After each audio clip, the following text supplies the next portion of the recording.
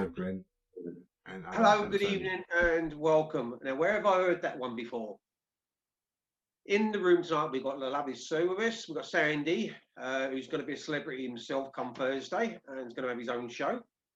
And so, big up to Sandy.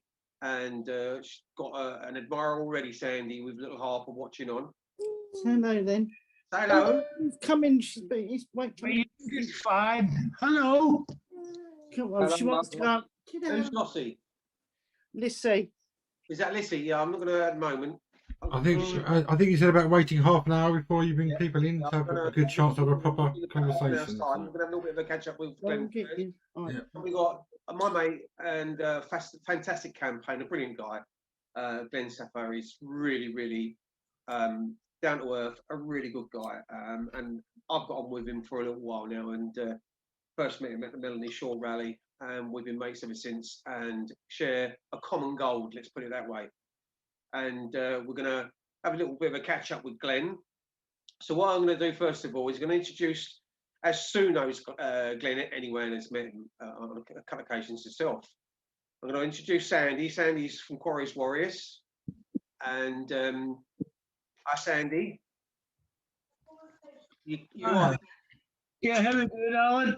Not too bad, not too bad.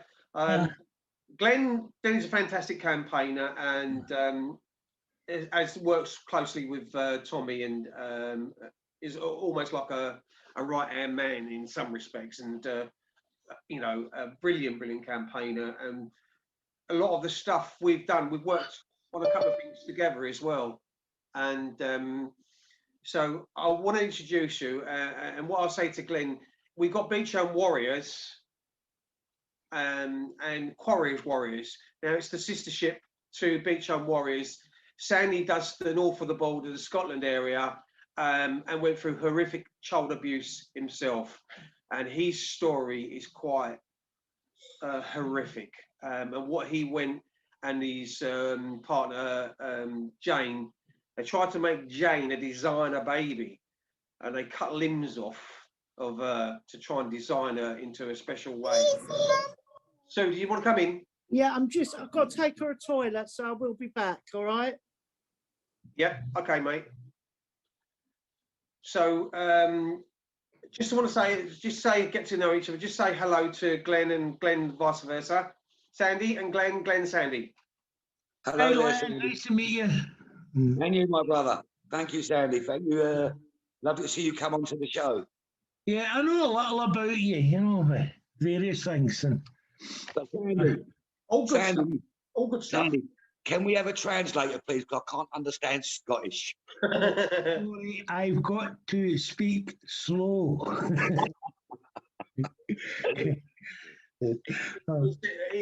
No, honestly, I've always got on well with Glenn. Glenn was there from day one for me, supported me and backed me up, and it was quite an emotional day.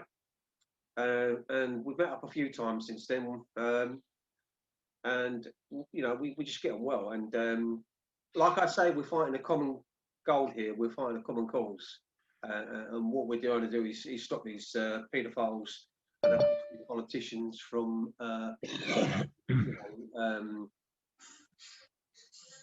disrupting what we're trying to do. And what we're trying to do is, and we will succeed, we will get justice for Beechholme survivors, because I've made it my mission to do it one way or the other, that we'll get justice for Beechholme survivors. And I'm in a process now of trying to do some stuff. I'm not going to say too much in public, but the ball is in actual motion now for us to start doing something.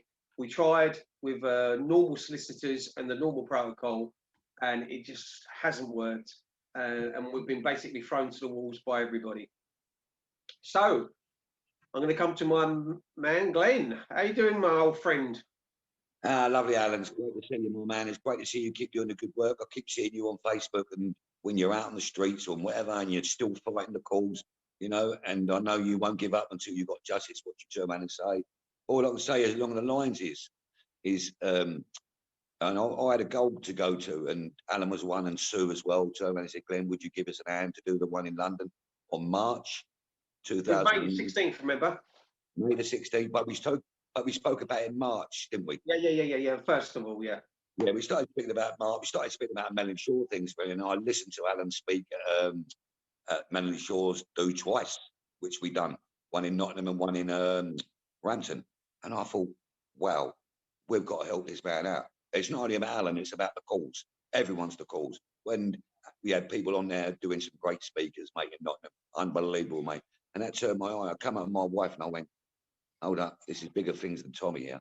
You know, because I helped Tommy out do the stage and do his demos against grooming gangs and God knows what. And I thought, it's this higher up. This is higher up than this. You know, this here with the Muslim case has been going on for about 25 years. But this thing Alan's talking about has been going on for 70, 60, 50 years, or even longer. So I decided to sit with Alan and say, right, we're going to do this demonstration in May. You know, get down to London and blimey, would you believe it? The lockdown happened.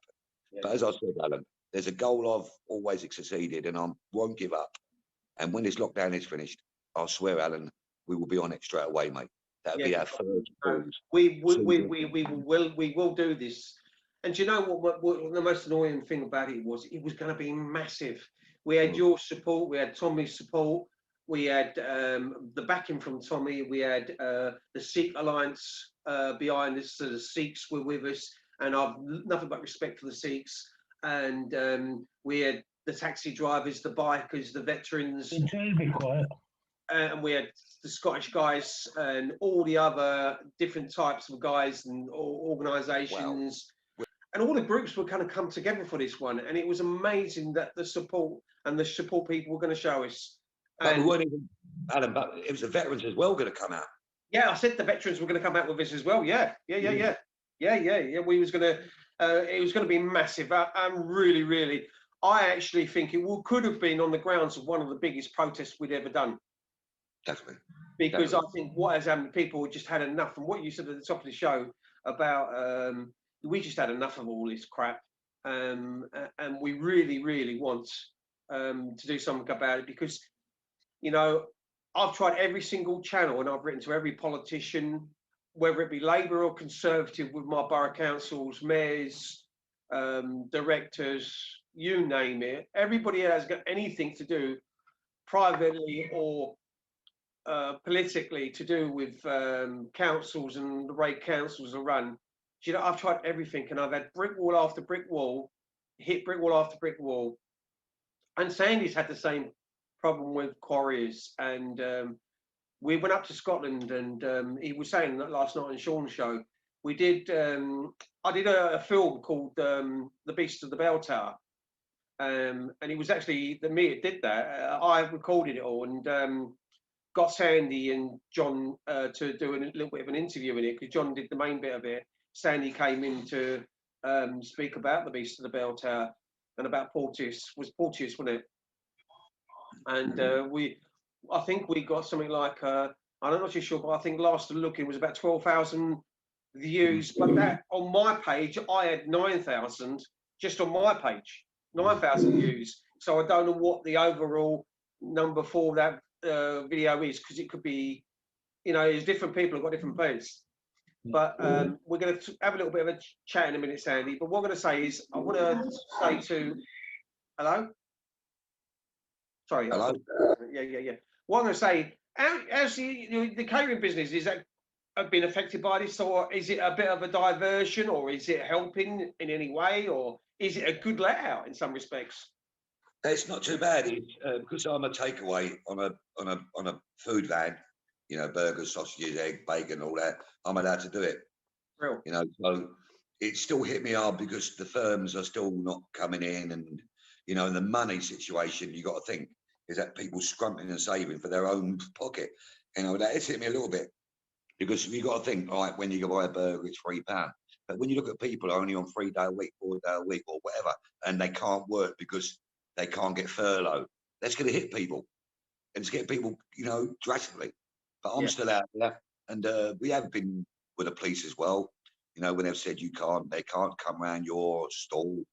You know, I mean, you got to have the things coming down so you can't talk. I said, don't talk daft. I'm 2 foot away from them. I'm high up. Don't start telling me.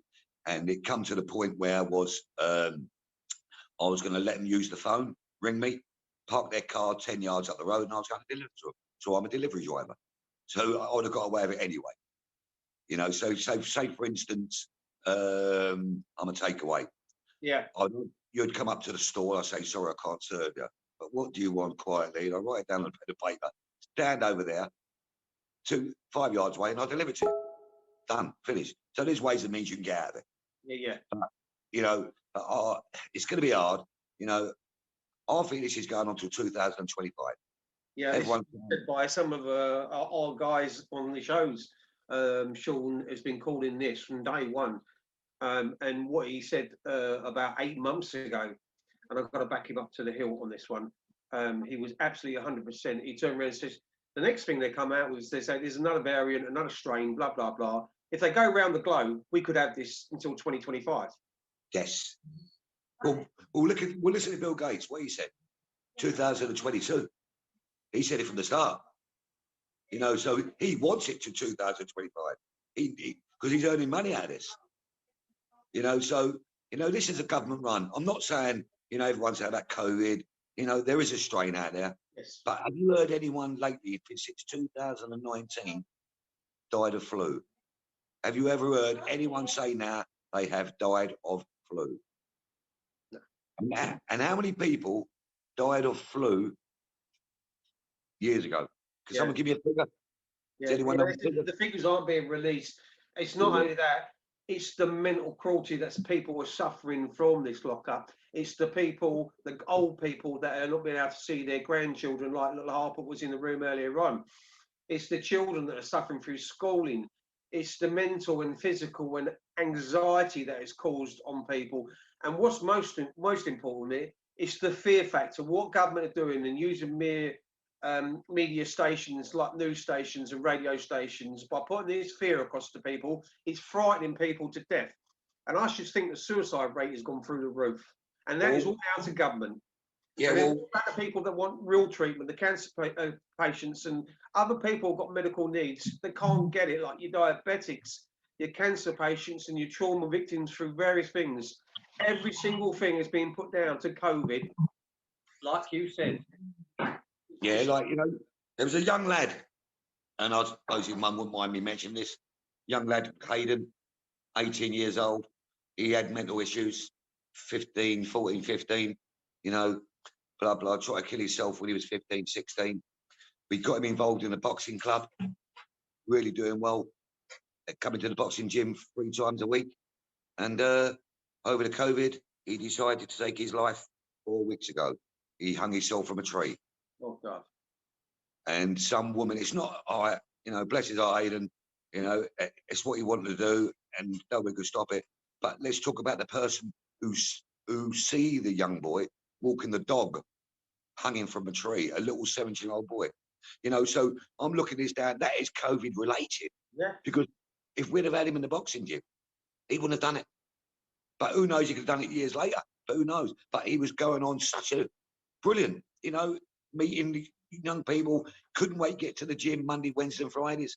And all of a sudden it just went bang, done. Another friend of mine called Ian Lewis, bless his heart. And Christmas, his son rang me and said, Glenn, can you make a prayer for my dad, whose dad's 70?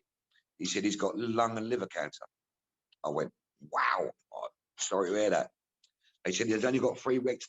He's only got 3 weeks left to live. And no disrespect, 70-year-old lung and liver cancer. He died 2 weeks ago. He went in hospital for COVID. Lung and liver cancer, but went in through COVID. Another one, a friend of ours, and this is no lie, died of a heart attack. Heart attack. Papers come in, doctors come in the night before they sent them away. Heart attack. In the morning, the wife goes up there and it's COVID related on the death certificate. And it's like what you're saying, Alan. They can't get this right. There's people dying of cancer because they're not getting the treatment. And they're whacking it down as COVID related. Yeah. How far can COVID related go? So do you want to come in? Yeah, we had an old couple lived up at the top of my old road. Last weekend, the husband shot the lady, she was in her 90s and then shot himself. They couldn't cope with being kept in all the time, you know. And this is what's happening. Even, you know, the old people in the old care homes. Jean ain't seen her husband for 11 months. Can't even have window contact. You know, and he's just stuck in a room for 11 months. He's been in there. Can't go out the room. You know, it's just so wrong. There is a problem. You know, what they don't realise, the mental health side of it is we've had a problem for years.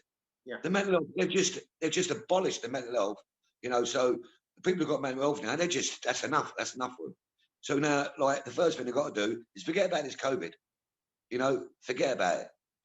Let people live what they live. If people just die of flus or colds or shit, so what? They're taking people's lives away from them now. You know, and it's horrible. And people keep saying, "Oh, Boris has done this, Boris done that. He's going to go back in February." No, he stated June. We've jumped from January to June. Yeah, I remember it was first we had 1 lockdown, then we had 2 lockdown, then we had 3 lockdown, then it was going to be 3 months, then it was going to be 6 months. Then if you look when it first started out, now personally speaking, and Sue will back me up on this, a year ago, January gone,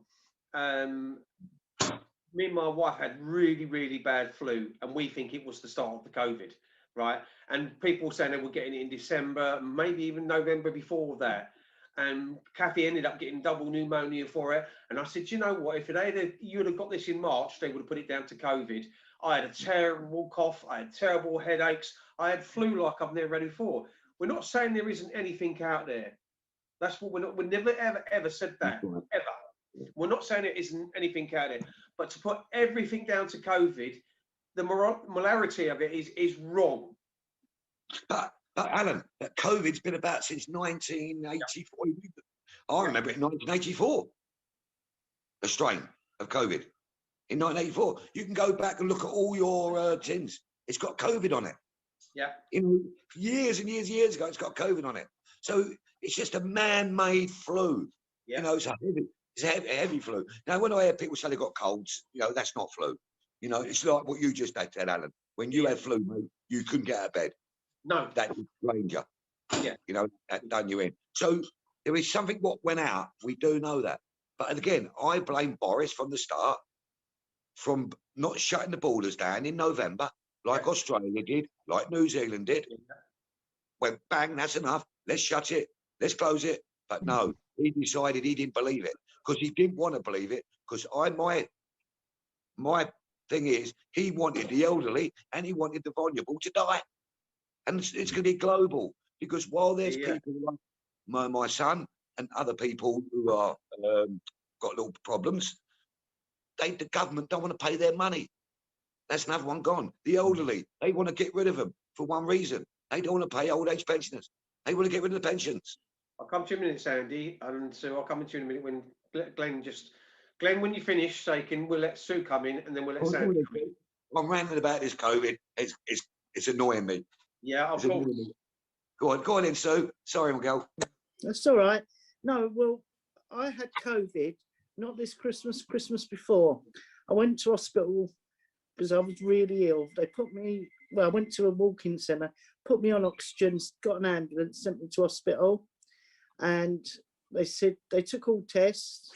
Then they came back, gave me a mask. They gave me 2 lots of antibiotics and said, one of your tests hasn't come back, it'll be here tomorrow. Monday morning, they phoned me up and said, you've got a strain of flu, you've got to isolate for 14 days.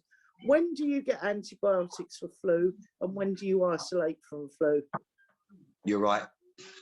You know, so it was here then, and that was in the December. Christmas Day, I got it. Right. You know, so. No, you were hitting it on the head there. Sandy, did you want to come in there? Yeah, I was relating what Glenn was talking about there, you know, with the elderly, and that is quite true. Britain, we're the 3rd most populated country in the world. That's what it is now. And it has been known that we're overpopulated. Then the elderly are costing the country money. That's right. They're claiming their pensions, are claiming everything. They don't want to pay this out. So the best thing is to bump them off. There are no ifs, doubts in my mind. This is what it's all about. Yeah, exactly. Listen, let me just say something, Sandy. There was a figure released, and it was just one statistic, and it was about the amount of elderly that had died. And I think in 1 week alone, I'm not talking about what's gone on past or whatever the case might. In 1 week alone, the government saved something like 500 million paying out pensions to the elderly that died. That was in 1 week. This is going on now into its second year. Yeah, that's the idea behind it now. There was my daughter, as you know. She was taken into hospital a number of months back here with a brain tumour. She was taken in on the Saturday.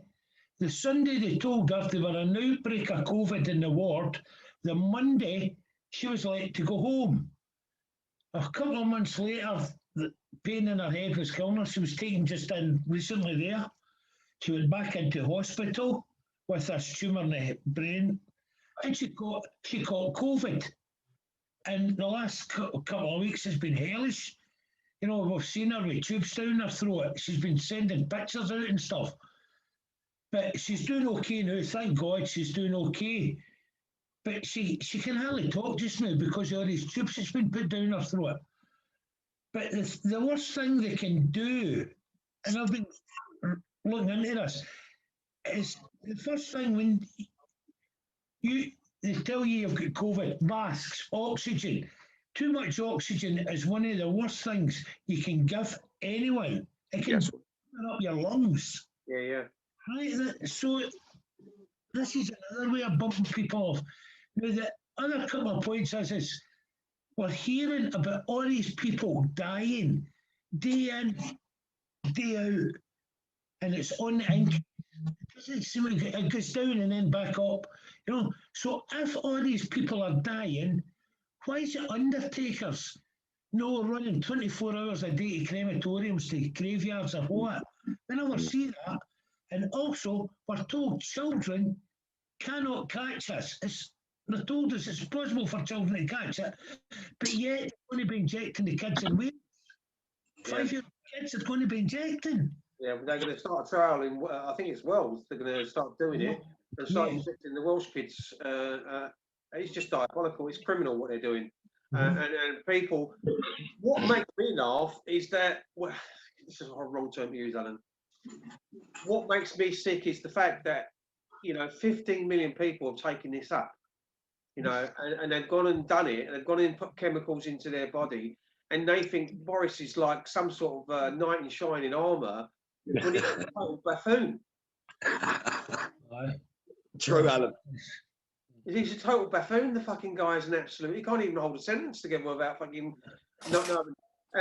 And when we did the Melanie Shaw rally, he turned around and put a video out on LBC saying, there was something about £6 million spaffed up the wall on child abuse cases. And he recorded on LBC, although LBC is a radio station, they record their stuff. It was recorded. I've got the video of it on my thing, and I put it out a few times. He went on later on to say he never said it. So it's not only he's been recorded saying it, he's recorded as saying, I didn't say that. How can you get it so wrong? How can the leader of our country be so fucking wrong? Because they're all nothing but liars. They're all liars. They're surging. She's getting into Westminster meeting up with Boris regular. Now, Boris came up here a few weeks back there to Scotland, and he visited a COVID centre, and he also visited some place, I can't remember where it was. I think it was Castlemore, Glasgow, if I remember rightly, and there'd been an outbreak of COVID there. So if he's been in there where there were an outbreak, he must be carrying it. He's going to be, because they're telling us we would carry it. So he must be carrying it. And he went back down to London. Yeah. So where's it? Well, with the illegal immigrants, right? Now, there's a strain in France now, but they are still letting them come across the water. Why didn't Royal Navy not out in the English Channel, stopping them coming into our country and bringing it here. Because you don't want us to. No, and it's Because wrong. they- I think all our little boats that we got, like in Dunkirk, they should all go out to sea and form a blockade. Stop the bastards coming in. That's the only way. no, What I'm gonna do, guys, is gonna come back to Glenn in a minute because I really want to have a little bit more of a chat with Glenn, and we will come back to this in a minute because I don't know what's on after us, but we might end up going on for a little bit longer tonight. I don't know what Jason's got planned for after the show, so we'll see what happens later on because we could end up going on for a little bit longer, like Sean did last night. So I just I asked Glenn a few more bits and pieces, and then I want to open it up a little bit later on so other guys can come in because there are other people that want to ask questions. If there's any questions Glenn doesn't want to answer, he's more than capable of looking after himself and big enough to speak for himself. So if he doesn't want to answer it, he just doesn't answer it. So I've got no problems at all as far as that goes. But coming back to Glenn, what's the latest with Tommy and how's things? Because didn't he get found guilty on his court case for the assault of the Asian guy that molested his daughter in the swimming bars at what do they call it? The Nottingham theme park. Yeah, on his door. Yeah, that's done. He's done. He got community work. They want to do community work. Yeah, community work.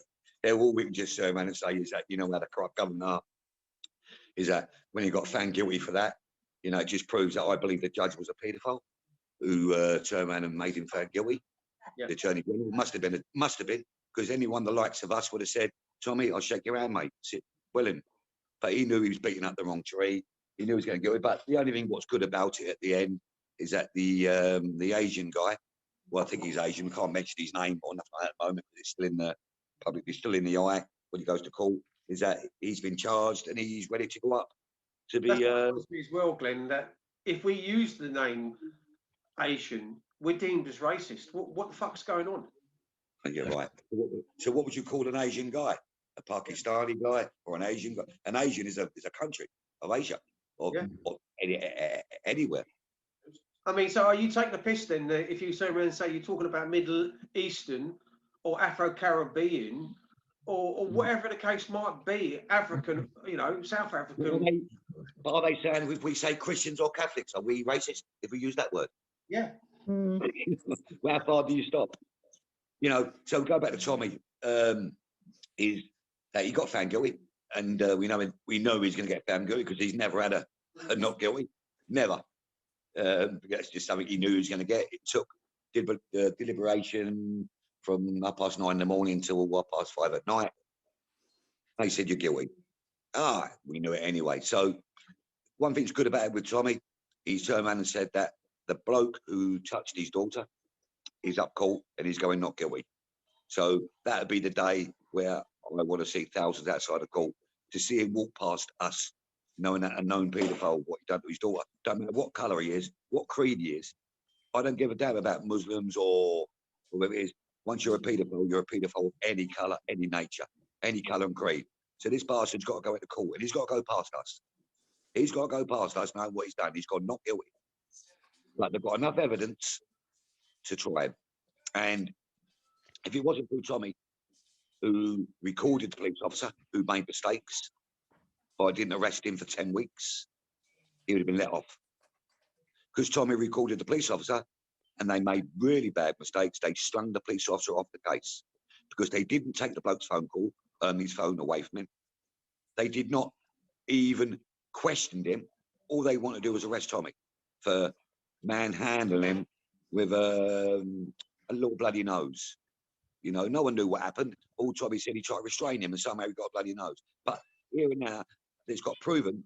And then they wanted to go and speak to the daughter 10 weeks later to make a statement of a 9-year-old girl. Not making a statement there and then to arrest the Asian guy, to do it 10 weeks later. And when Tommy done it on his phone and recorded the police officer, then he went higher. That's when they said, whoa, we've got to do something about this. Because the public domain, it doesn't matter if you're left, you're right, middle right, doesn't matter. They all stuck together on this one. the people who hated Tommy said this is wrong, because you got to think you've got children of yourself. This is wrong, and that's why they had to do something. But let's see if the Asian guy gets a not guilty. Let's just wait and see. I'm just going to look in the chat room because there's quite a few guys in the chat room, guys. So some of you can see it, some of you can't. And we've got various people in there. We've got Jojo's in there. He tried to come on a little while ago. Well, I will open up in a bit. We've got Caroline in there. Lissy's in there.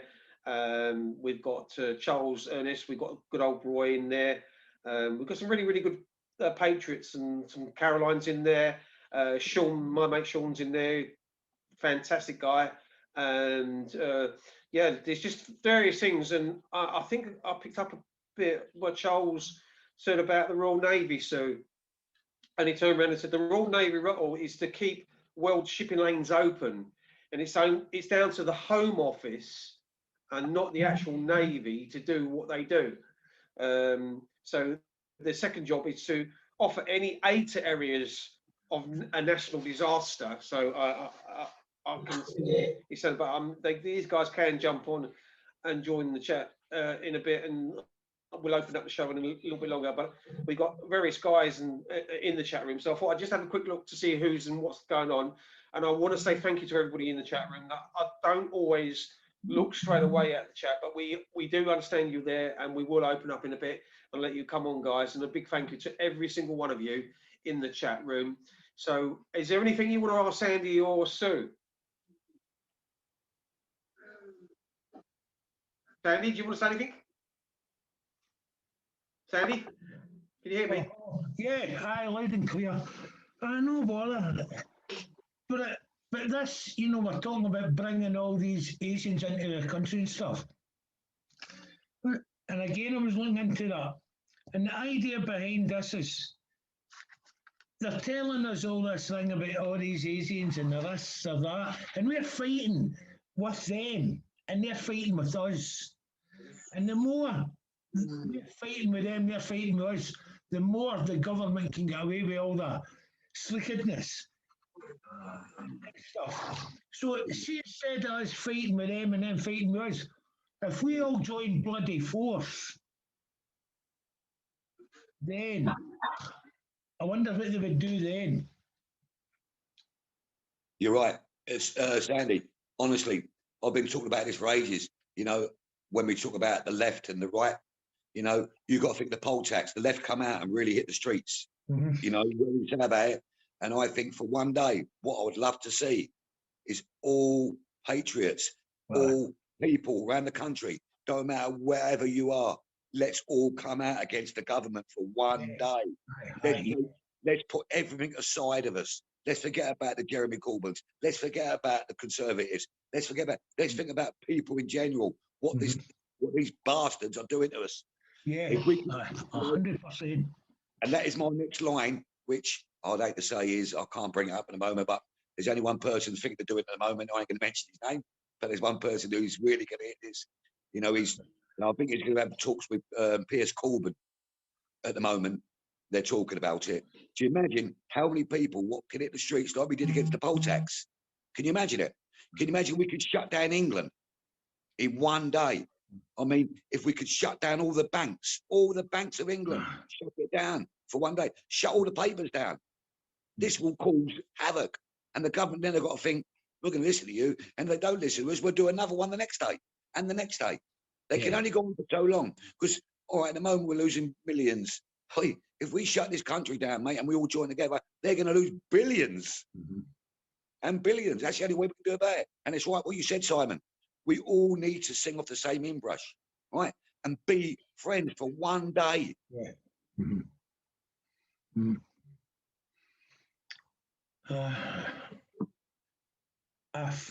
The big F again.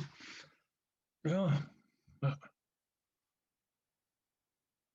We could even come to Glasgow, up to Scotland, Sandy, and do one up there for. They're beginning to get growing number up here now, which is good. You know, they're beginning to realise. Glenn, you got a message from Ricky Police Watch saying, Glenn, all right, bro. Oh, I know, Ricky, yeah. Okay, Ricky, lovely to see you in the room, mate. Ricky, bring some more friends in with you, mate. because I ain't got that many now. I've got more haters than lovers. There bring some more in who love me. I've got 4 people who love me. That's Sandy, Sue, Alan, and my wife. Well put, Glenn. Well put. Well, if we do London, the Scots will be down here. That's a dead certainty. Definitely, And they we will. lovely. Oh, we're Lovely. coming. Yeah. when we used to Well, have when we talk, international, Sandy, the Scots used to take over Wembley virtually. well, Sandy, when I'm doing the burger van now, Sandy, I go to a place called McCluskey's Butchers, Uh-huh. and I'm ordering square sausages. Oh, Alan tried that when he was up in Scotland there. His first sample had square sausage. I do the we do the steak burgers, the Scottish steak burgers. We do the Scottish we do Scottish sausages, the square sausages, and that's going down like a treat. It's something I don't know you guys might not be aware of, but I find it really, really fascinating. I don't think anybody's completed it yet, but Glenn sets a challenge to guys, and I think he's got meals there, or is certain things he does. And I've seen the size of the fucking things, mate. I know there's no way I'd even try and tackle it. These fuckers are going to try and take it on.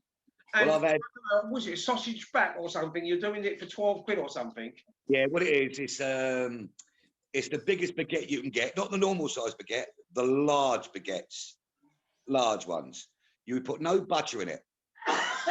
You put 6 eggs, 3 jumbo sausages, 6 bacon, 3 burgers, Oh, fucking tomatoes, black pudding, mushrooms, and you've got to eat it in 30 minutes without no drink.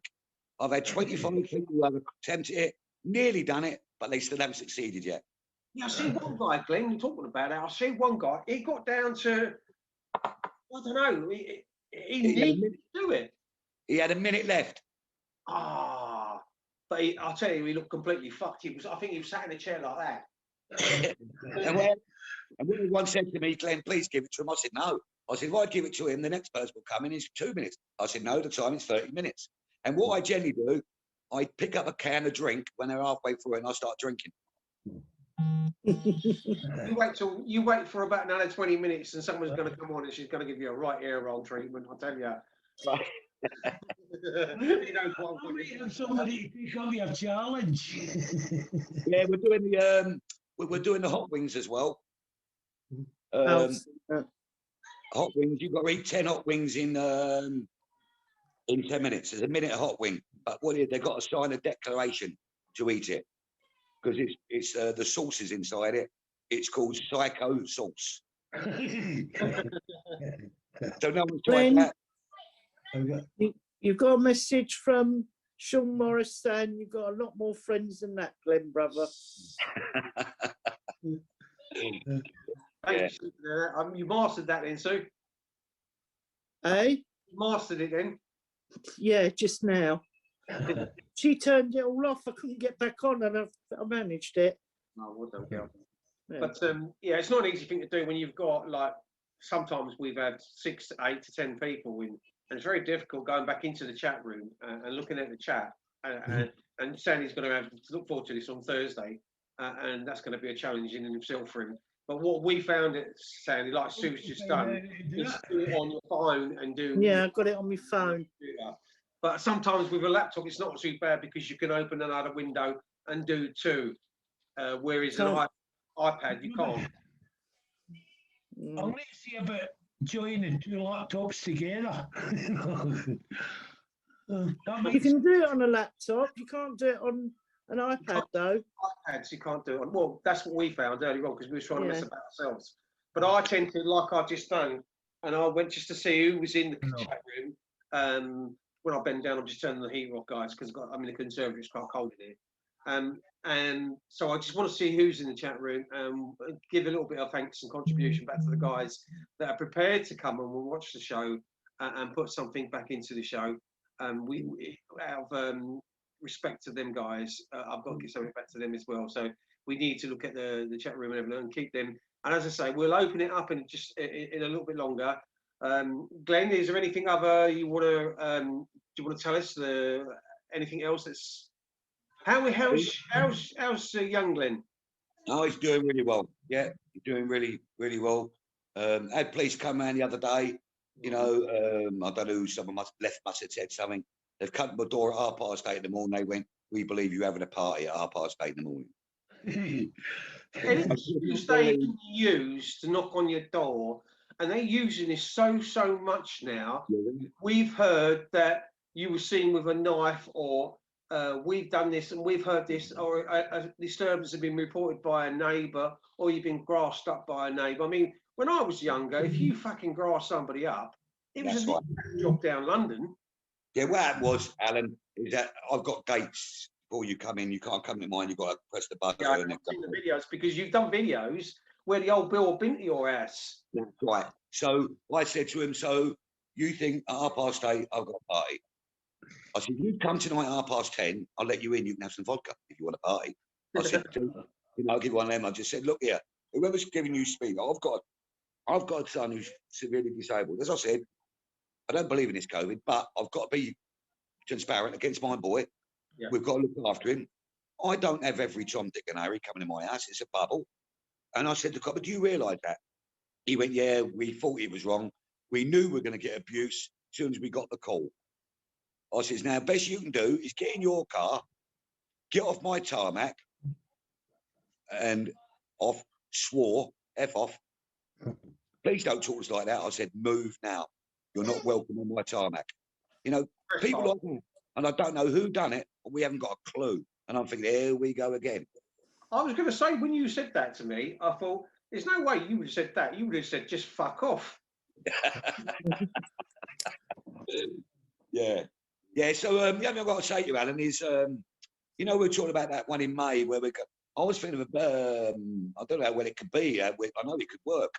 You know, for instance, like Sandy from Scotland would like to come down, you know, and it's going to cost a lot of people from Scotland to come down, you know, and I was thinking about the expense on this.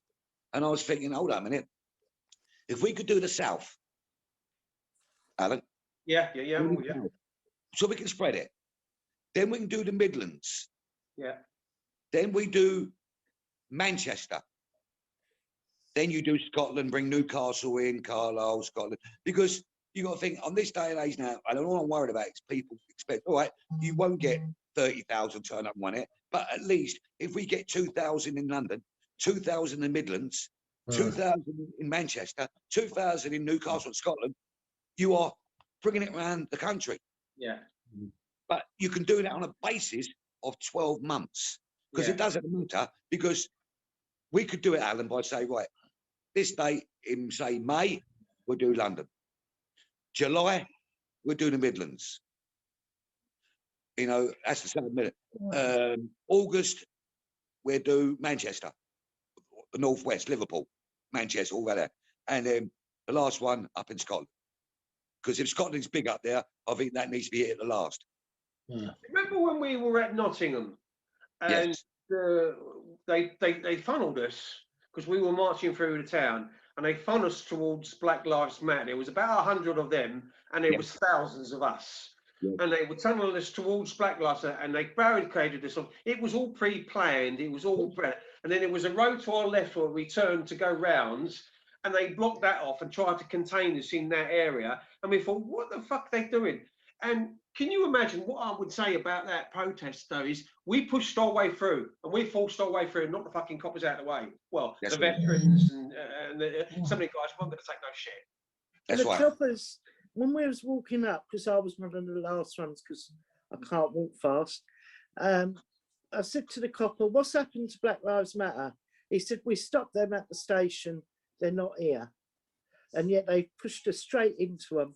They told us they'd gone. Yeah, when you work it out, when we went to the statue of Brian Clough, there was thousands of veterans and thousands of us, right? Plus veterans, you know, patriots, break that out. All there was 100 BLM, 100 over the other side.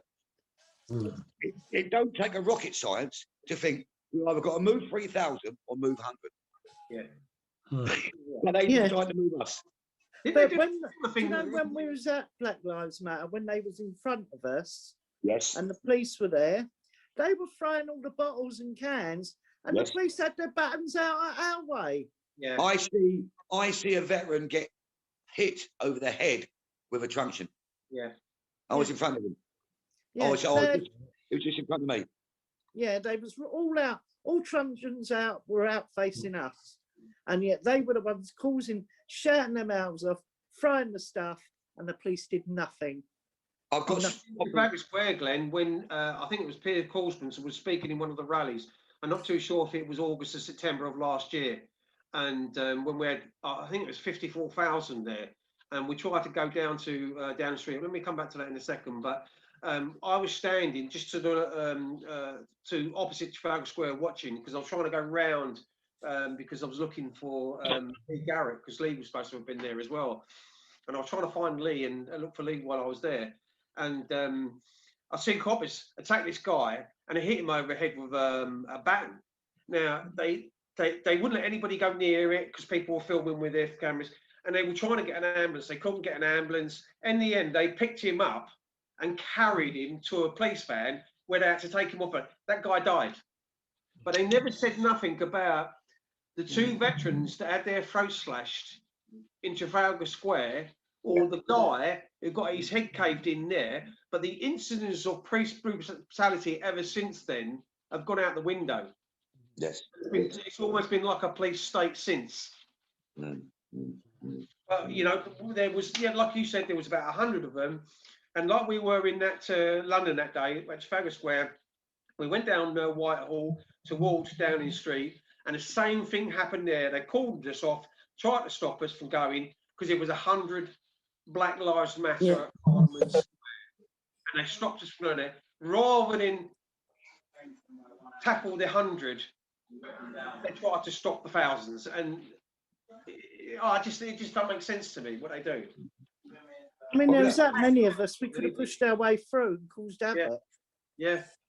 Well, now we've just got another thing. What I was on about, Alan, again, when we go around other parts of the country. Now, the speakers, I would hope they would go with us.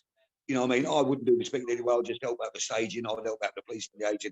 I'll do it along them lines. But I'm wondering, is that, have you got designated people in the Midlands? Have you got designated people? You've got Sandy, who could help in Scotland. You've got Brian Clare, who wants to help in Scotland. You've got other people. The crowd. Have you got anyone in Liverpool? Have you got anyone in Liverpool who's survivors? Yeah.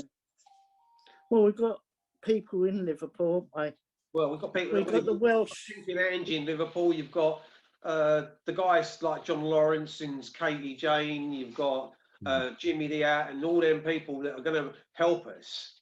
I know. And Jimmy, we've got the Welsh lot as well. and then you've got the Welsh guys as well. Do you? I'm not asking you to do that, Alan or Sue, but don't you think that would be a better idea? That will save a lot of money for people to come. Yeah.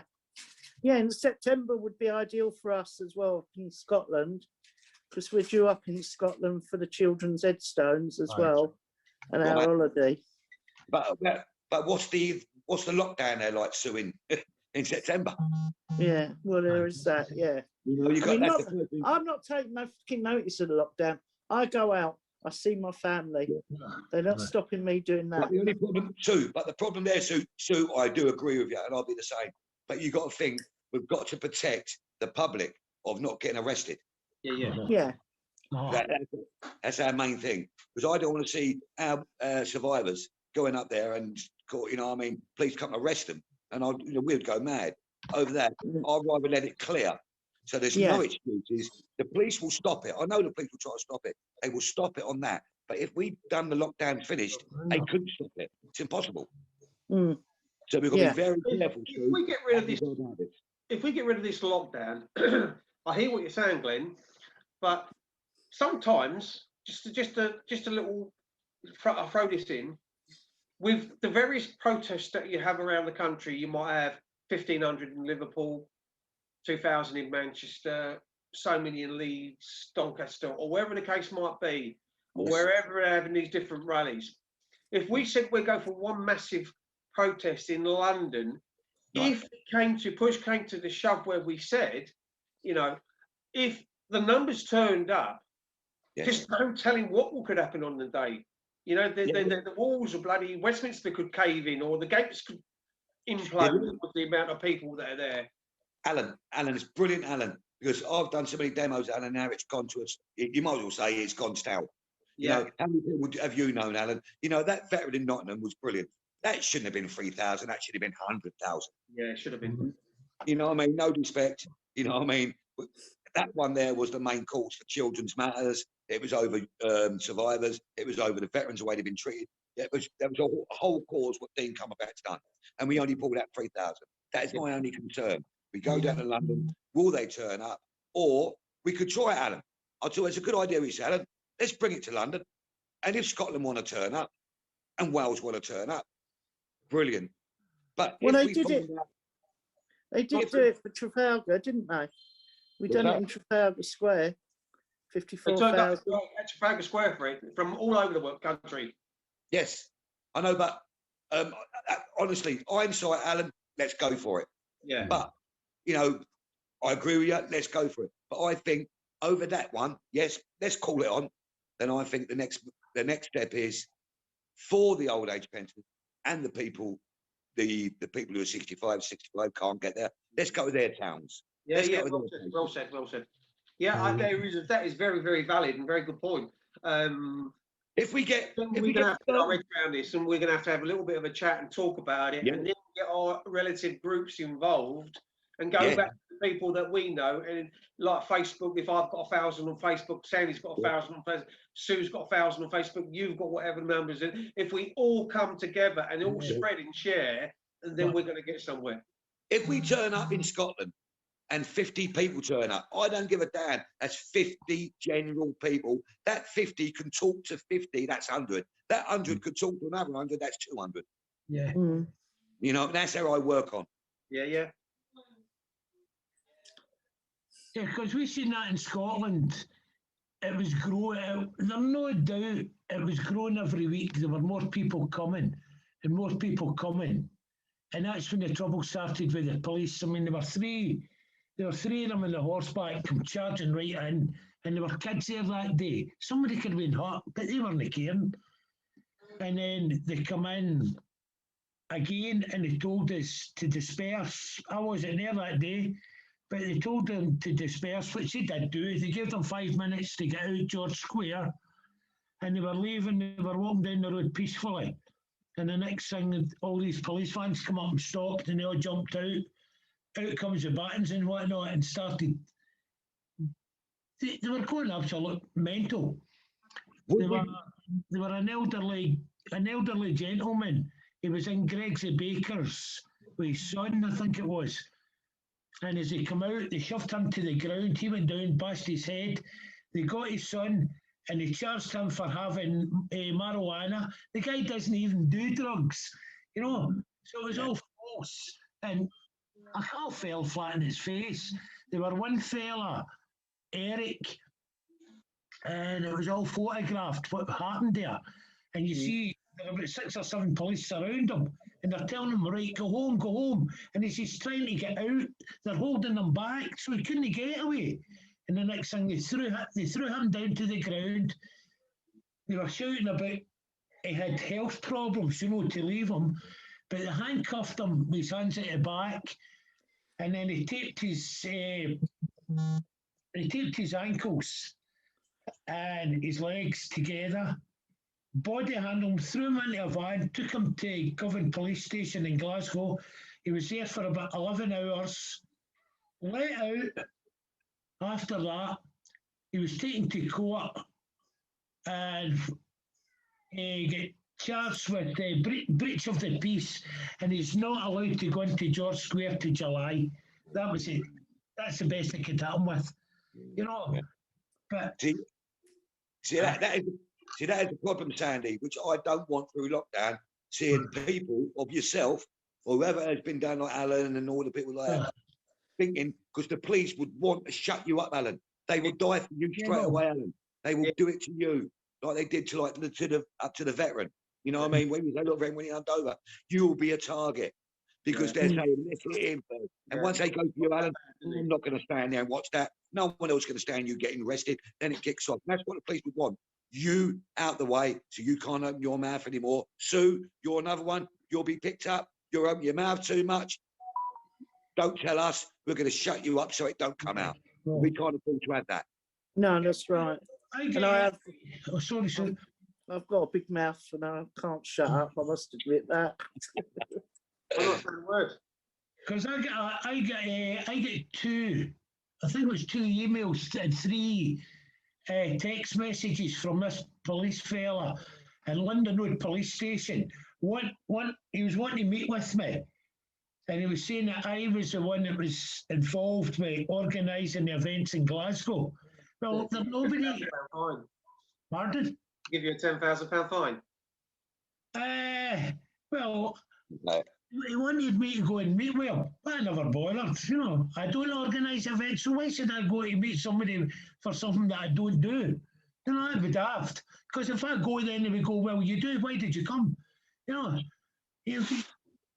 they're 2 steps ahead of the daft buggers. They think we're daft, but make them. You just mentioned the £10,000 fine, Alan. They give me 100 of them. I ain't paying it. Well, they're going to send me to jail. They're going to send everyone to jail for 10,000. But what rights have they got to go and give you £10,000 fine? It's not even. It's not even an act, mate. It's just their regulation and regulation extra statutes don't mean anything. Right, mate. So all that 10 grand fine, like Piers Corbyn, right? Yeah, 100,000. They throw it out. That's right. Westminster Court. I think he's been there to 2 occasions, Corbyn, and they 3 times. And I think on 2 occasions it was within 28 days, so they've done it in their own fucking laws. That's right. All they're doing is scaremongering the people who do not know. Yeah. But see, like so that, an act of parliament, that's not even a sort of law then, is it? Or am I getting this wrong?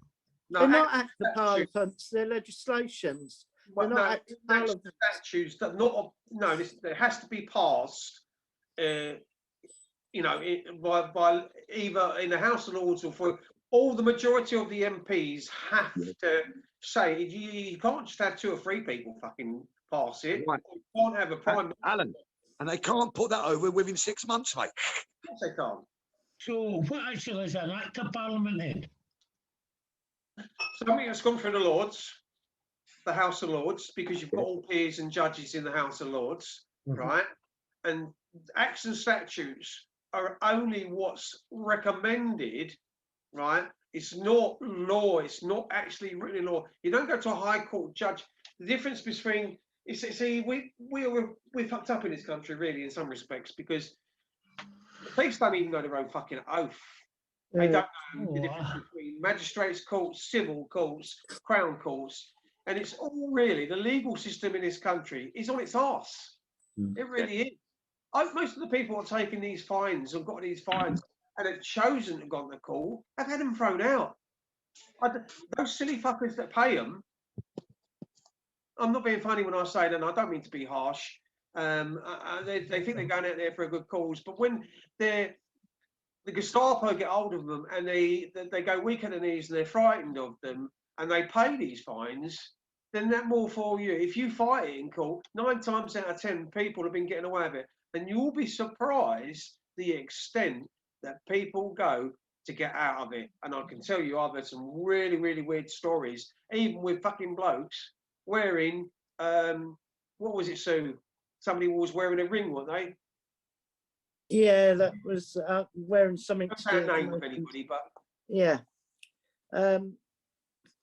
Sean Morris has put not one £10,000 fine has been collected once in court. All are chucked out. Right. Yes, well, no. Yeah. Yeah, it is well known. I mean, we know because we've seen it. And we're in contact with a lot of patriots ourselves, and a lot of followers that are following us. They're all fighting the same cause, so we're all patriots in the cause that we want to see going forward. They tried to arrest Tommy over Speaker's Corner for giving someone some chocolates and flowers. Yeah. You know what I mean? Giving someone chocolate and flowers because they believed in Christianity, but they tried to nick him in the end on offensive weapon, which is chocolates and flowers. And then they went, no, we're doing you over the COVID. Hold on a minute. I did not call the demonstration. I said I was going. You know, they had him down there for 8 hours, you know what I mean, trying to pin something on him. Then they said, you weren't wearing a mask. He said, well, go and nick all the rest who weren't wearing a mask then. Mm. You know, that was, again, they tried to do him on the 10 grand that he called the demo. When you listen to Tommy when he spoke, did he say he's calling a demo? He said, I am going. I am going. So like me and you, Alan. You, Alan, saying, I am now going to Downing Street to do a petition. Only you. If 10,000 people want to turn up to support you, that's not your fault, Alan, is it? Mm. When we was at Parliament, Sue, one day, when used to go to Parliament, we used to do our regular meetings of the first Wednesday of the month. When we used to stand outside Parliament. Tommy walked past us one day, and because he was having a meeting in Westminster with somebody or something, and we were outside protesting, and I looked at him twice, and I kind of like froze. I didn't say nothing. I was going to say, "All right, Tommy, how you doing, mate?" Like that, but I froze. But we were doing other things as well, and he walked straight past us, and he was as casual as, and I think he was on his Jack Jones as well. And I found that hard because I thought he might have had somebody with him. No, he won't have no one with him. You know, really, that'd be lovely to speak to him because then you know what I mean, because he is backing you, Alan. I know, you know I know he knows me. I know he knows me. You know what I mean? He backs all that survivors. He backs it. Everyone says, oh, he's on about Muslims. No, he's not. If you listen to him, he's on about the Christian churches. He's on about the Catholic churches. You know, it doesn't stop there. So if people listen to him, he's racist. Hold up, he's racist against Catholics. He's racist against Sikhism or whatever. You know, but he just brings the highlighting of it. The reason he highlights his stuff on Muslims, because this is a Christian country.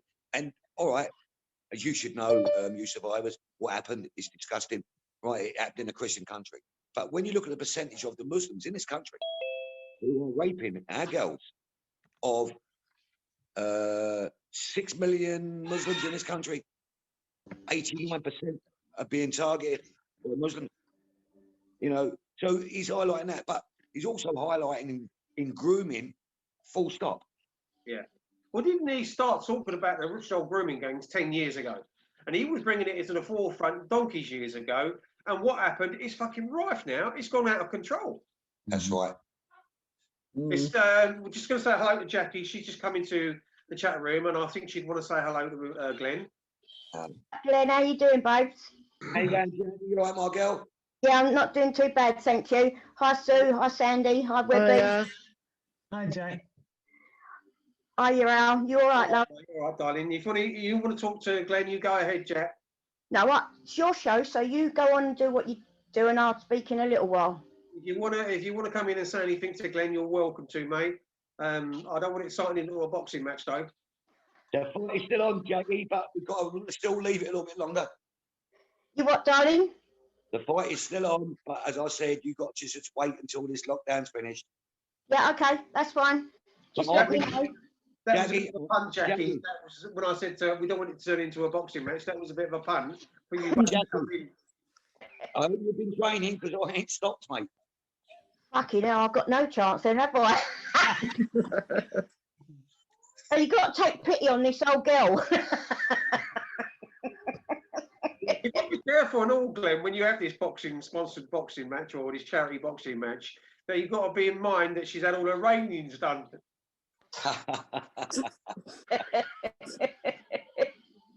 Yeah, just let everyone know about the PTSD camp. Can't say too much at the moment, but the PTSD camp in what Dean's doing and Simon Bean's doing is really doing brilliant. Well, that's what I'm going to do my charity for, Glenn. It's going to be for the PTSD camp in Bath, run by Joe and Dion, and for Alan, Sandy, and Sue for the child abuse survivors. Yeah, but I don't want to get too involved in this, but I'm doing it for the PTSD for all veterans from Dean Cumberbatch and Simon Bean. They have got a place, all I can say is 80 people, and they have still passed their PTSD course. They've got another 4 months to do. It takes a year to pass a PTSD course, a year. And when this goes up and running, they have got majors voluntary. No one getting paid, all voluntary. And they've got a special person coming over from America to speak to this PTSD camp for 6 days, 6 nights. Not saying it's going to cure them, but they went in America, this is a big cure. So I'm backing this all the way. There's no drink on this camp whatsoever. There's nothing on this camp whatsoever. It's just they're getting people in who want to come down, and there'll be doctors who are proper doctors to speak to them and do the job properly. That's where I want to put, you know, like quilts. You know, we're going to raise about 20 grand. They need quilts. They need sheets, pillowcases, you know, silly stuff, you know, but all the doctors will be voluntary. No one is getting paid a penny. And Dean is doing this. And everyone knows Simon Bean. Simon Bean, you know, MBE, lovely fella. He's doing this all off his own back. And before you can go on to a PTSD camp, you have got to pass. And you've got to know what you're talking about. Because if you don't know what you're talking about, you're going to have death on your hands. And that's why they've got to pass it. Yeah, that's okay. Yeah. Just so welcome, Lizzie. Lizzie, you're welcome to the show. Hi, Lizzie. How you doing? Did you want to ask anything? Because you was trying to get on earlier, but I wanted to have a little bit of a chat with Glenn. But now, yeah, hello, Glenn. Really nice to meet you. And Sue and Harper and Alan. I've been listening. I've just finished eating something. Not one of those baguettes you were on about, Glenn, but I was going to say my husband could eat it, but probably the reality is that I could. Well, if you want to one, you dare say that, because Glenn will challenge you to come down and do it. Because if you say that to Glenn, it's like a red rag through a ball. Well, you know, I mean, it depends what the prize is. If it's just you get it for free, if you got some Rennies afterwards or an antacid, I probably would. Anyway, it's really lovely listening to you. What you get it for nothing if you pass it. You can eat the whole breakfast back, which costs £12 if you don't pass it. If you want, I could send it in the post to you, heat it up, and just go live, and then send the £12 for the post to me if you don't want to do it. All right then. Do you know what? I've just eaten something, but I'm going to just listen for a bit. And thank you, everybody, for being there. So nice to see you all. Yeah, nice to see you too, mate. How's it going with the burger van, Glenn? All still good? Yeah, it's gone quiet. It's gone quiet because there's not a lot of money about, you know, and I do feel sorry for the people. You know, people can't afford like a £3 burger now. There's a lot of it's coming down. They're doing sandwiches. They're doing their own sandwiches now to go to work because they can't afford it. Yeah, you know? Such a shame. It is, but I don't mind that. You know, at the end of the day, that's the way it's running. You know, it's going to come up and running. I'm hoping it's going to be over by 2025. That's what we all spoke about. Freaking hell. Can you just imagine now? It's hard to actually think of it. Can You're you right. actually imagine what it's going to be like when furlough stops? That's going to be the killer. That is when you're going to see. That's when you're going to see riots on the streets. Yeah. Because people, what you're going to see there, Alan, is no disrespect, Alan. If you can't afford to feed your children, your grandchildren, and you can't pay your rent in your house, what are you going to do? Yeah, desperation stakes, isn't it? Let's start going to Sainsbury's. Let's go through windows. Let's go in the trolleys. Let's nick. Let's thieve. The crime rate's going to go up as well. You can't afford to pay your mortgage. You can't afford to pay the rent. So I'll be going out nicking. I will get that money somehow. And this is what the government want. Yeah. They want to see riots on the streets, mate. That's what the government want. They want to divide. They want us to divide. And they're getting it. Then they are getting it. Look at it. No respect. Look at the divide in America. Yeah. Absolutely. Bless his heart. I'm so pleased. I think you're all Donald Trump fans. You know what I mean? Where it is, but I am. I'm Donald through and through. But I'm glad his impeachment got chucked out. And I loved it last night when I got the party. I thought, yes, now he can stand in 4 years' time. Yeah, that's what I thought. I thought he'd stand again in 4 years' time. But what this stands in his favour is the people have seen what Biden's done in his short time. He's done more damage in the short time he's been there than Trump did in all the years he was there. And with you said he had 75 million people, or he's still got 75 million people backing him. What's it going to be like in 4 years' time when they've seen what Biden's done to the country, if he lasts that long?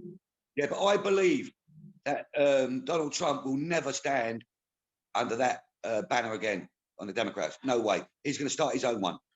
Patriot, something it's called. He's already on it now already. Yeah, he's working on something. Yeah. He's working on something.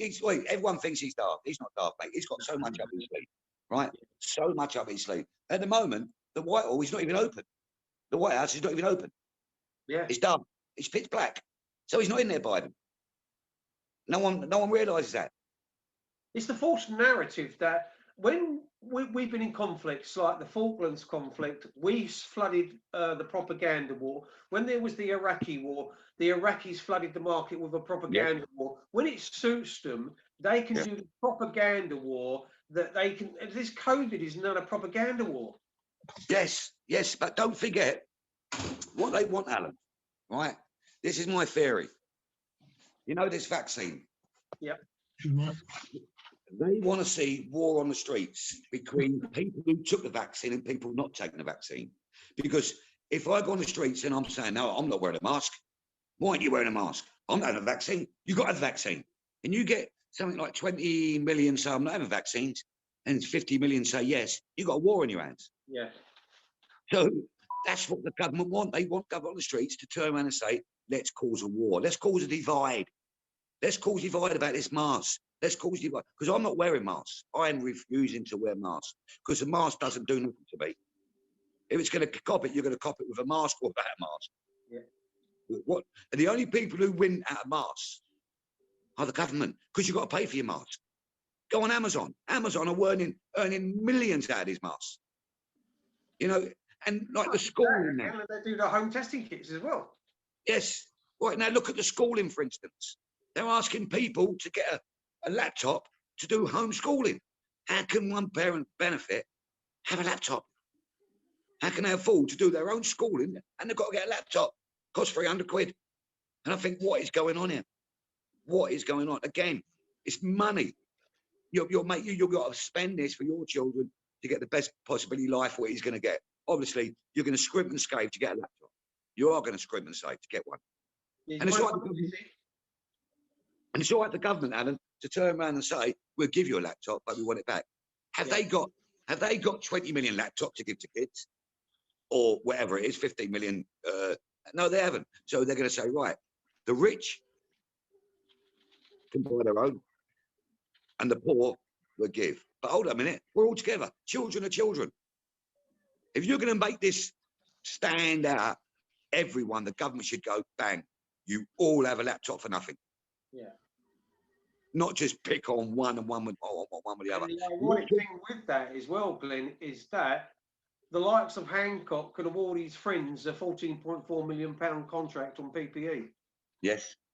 Right, and let's talk about the parents, Alan. Like Sue, for instance, Sue. You know, let's look at you. You got your little granddaughter there, yeah.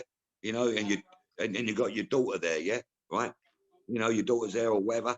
Now, lucky you can look after your granddaughter, yeah. And it's brilliant that you do. Everyone loves their grandchildren. Now, what happens if they haven't got no grandchildren, yeah? And the mother cannot go to work because there's schooling at home. So what you've done there, you have stopped a mother from working, and a dad, if it means it, stop working because your daughter's got to be at home to learn schooling. You know, how is she going to survive? You know, because your daughter, how does it work with you, Sue? Well, my granddaughter, she's a beauty therapist, so obviously she can't work now. Yeah. A partner, he's a roofer. He has just started back at work, you know, but she doesn't get anything. It's everything is on his money. Harper goes to nursery, which she's starting back next week, and obviously they've got to pay for that. But they don't, you know, as I say, my granddaughter gets nothing to help her pay for Harper. It's £300 and something a month. And with nothing coming in, that's right. You know. So has she got her own house or is it council? She's in rented. She rented. So what you're saying then, the landlord could say, I want my money, if not, you're out. Yeah, you could do. That's right. And that's not only just your granddaughter, that's around the world, mate. That's Yeah. around the world. You know, that's around the country. That, you know, I feel sorry if these young people just got married, have bought their first house, and Mm. they've got to pay so much money. You know, they've hit them hard, mate. So what's going to happen to them? Bless their hearts. All they want to do is survive. They want to work. They were working lovely. They were both bringing an income in, and now, bang, they can't pay the rent. They can't pay the mortgage. So what happens? Get kicked out on the streets. More people on the streets. Yeah. You know, and Yeah. Oh, It don't bear thinking about it how doesn't. it's affected. You know, No. this is affecting our children when they're saying, you know, are the kids getting their dinners? Are they getting their dinners from school? Are they getting any money for their, you know, the people, the one parent mothers, you know, or people like that, because they get free school meals? Are they still getting free school meals brought home to them? Do you know? I don't know. But I've seen the food that they did say they was giving them, and it was disgusting for what they were giving a day. Well, you got to. My wife ordered something on Sainsbury's online. You know, you're only allowed to have 99 items I never online. knew that. Yes, it started now. My wife wanted this and that. No, sorry, you're only allowed 1 tin of beans, 1 tin of peas, 1 tin of this. We're going back to the 1939-45 war here. That's what we're going back to. Can I just say something? I'm listening to everything you're saying. That interesting facts how things are changing. I need to get certain medical things for me to, you know. Well, I'll just say I've no shame about it. I have to have boxes full of things for an older woman who can't go to the toilet, right? Yeah. And the nurse at the Bladder and Bowel Clinic told me that there will be a delay because there's a cardboard shortage at the moment because everybody's getting home deliveries, and you're saying about Amazon. So, you know, it's like, well, what do you do? That's because everybody's been stayed home. And Glenn, you know, I was around in 1984 during the miners' strike, and what you were saying, how we're being divided. I was from a little village up in Nottinghamshire, right, where it was one of the richest coalfields. I was in my young woman then. That's when I woke up, and that's when it was brothers and fathers and brothers, and all that were being split up. So what you said, I completely agree with. That it's going to be like that, but a cardboard shortage, for heaven's sake. I mean, people come here and they just chuck them on the ground, you know, dog food, this, that, and the other, that you have to have for what I have for my dog. It's absolutely disgusting that there's a cardboard shortage, yet there's people who are not able to, you know, families feed their own children. So yeah, it's disgusting. Yeah, but you know, what I mean, we keep saying, oh, it's going to end. This is not. People have got to realise this is not going to end. This is only the start of it. You know, and I'm hoping I'm wrong. Please, I'm hoping I'm wrong. You know, I believe that. I think this is only the start. And I mean, it's going to get worse, and I think it's going to get worse. They're going to even go down to rations. You know, when I can't remember rations. I wasn't around in 1945. You know, and 1939. You know, it's even going back to rationally now. Rations. What you can buy in shops and what you can't buy in shops now. Mm. Well, I've started getting flour and yeast. Yes. And yeah. I've got that in my cupboards already. Yeah. You know, and I'll get more. I've got about 20 tins of beans. Yeah. So now, if you go online, my darling, and you start ordering 5 beans, you're not getting 5 beans, you're getting 1 tin of beans. Just go on Tesco's or Asda. 99 items you're only allowed to get delivered. Well, I'll go and get my own shopping anyway. And just a minute, Sandy, you can stop your smirking face, because I knew exactly what you was thinking then about the beans. So keep your mouth shut. Yeah, no, I go out. I'll go out on my scooter, get me shopping. Goes out the scooter, turbocharged. Yeah. But Sue, can you tell me in 2 weeks' time when you're out what you can buy, what you can't buy in the shops, please? Because I know it's going to start there. Yeah. I'd like you to come back to me in 2 weeks' time and say, Glenn, you're right, mate. They've only let me have this. They've only let me have that.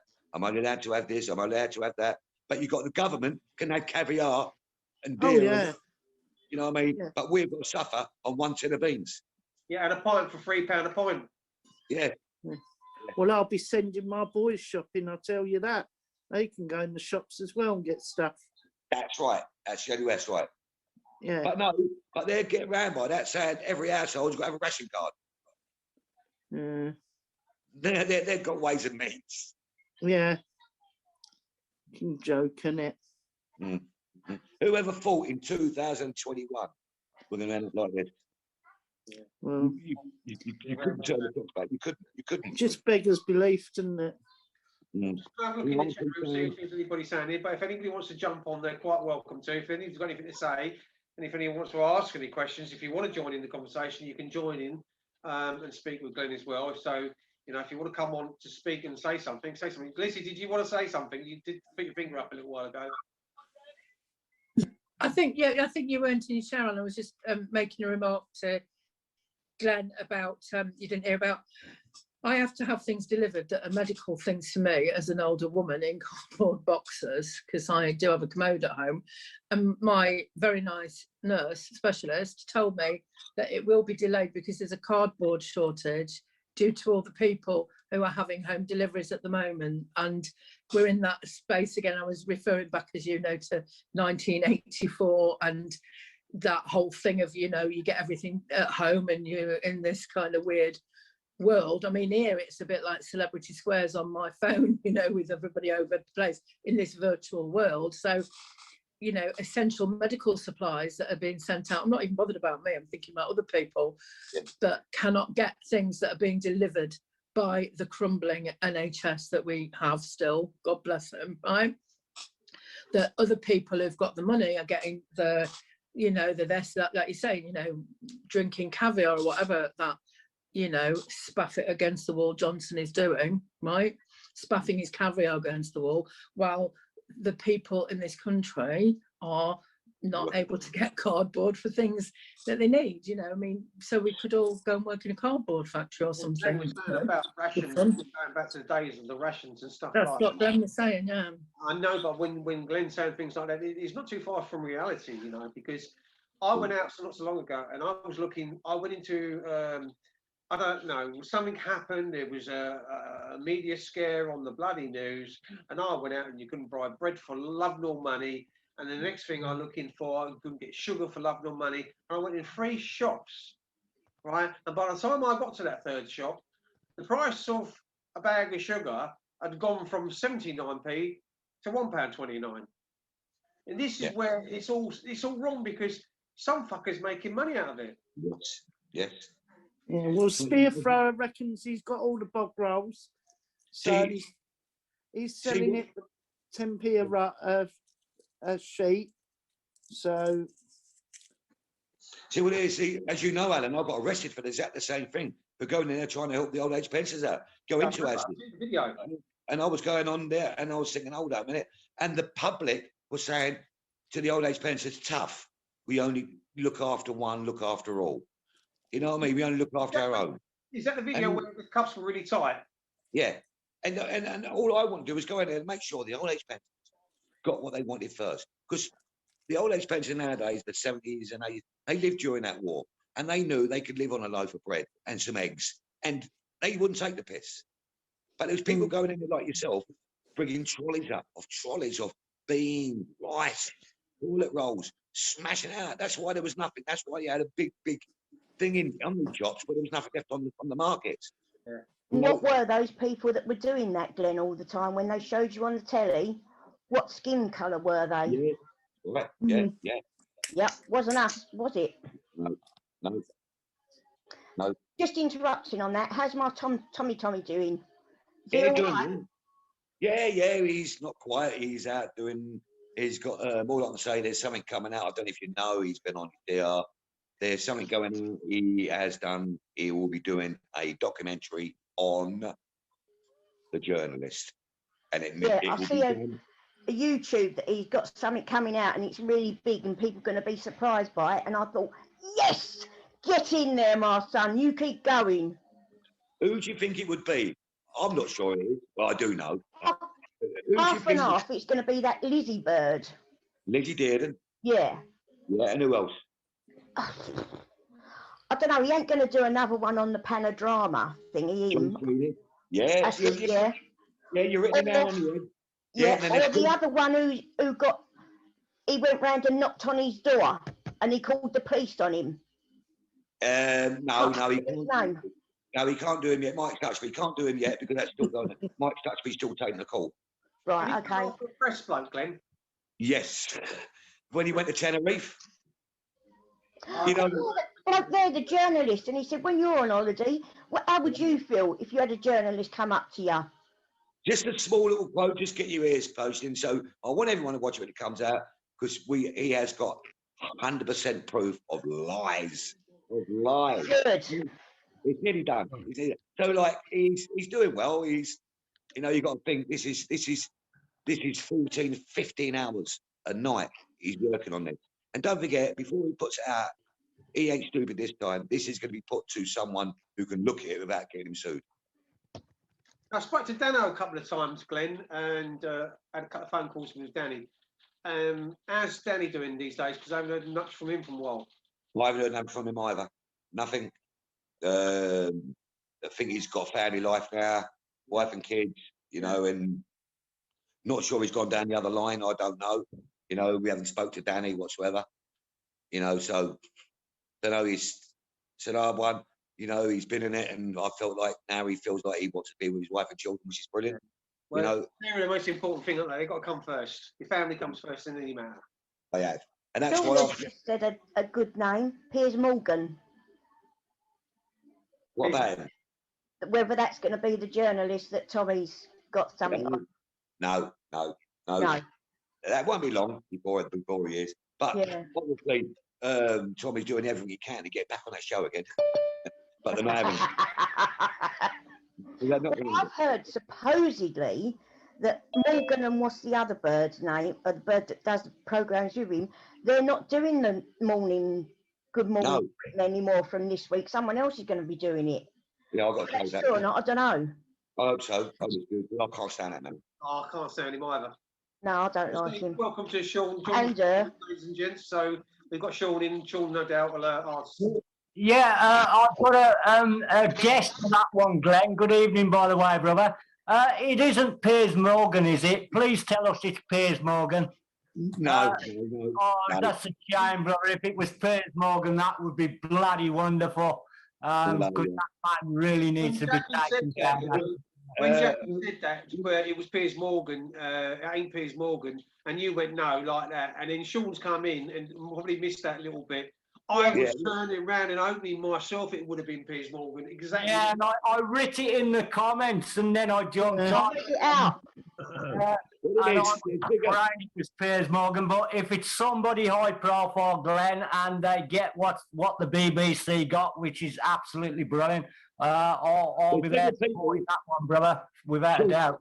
Sean, there's bigger people than John Sweeney in that Palagram, mate. All I can say that.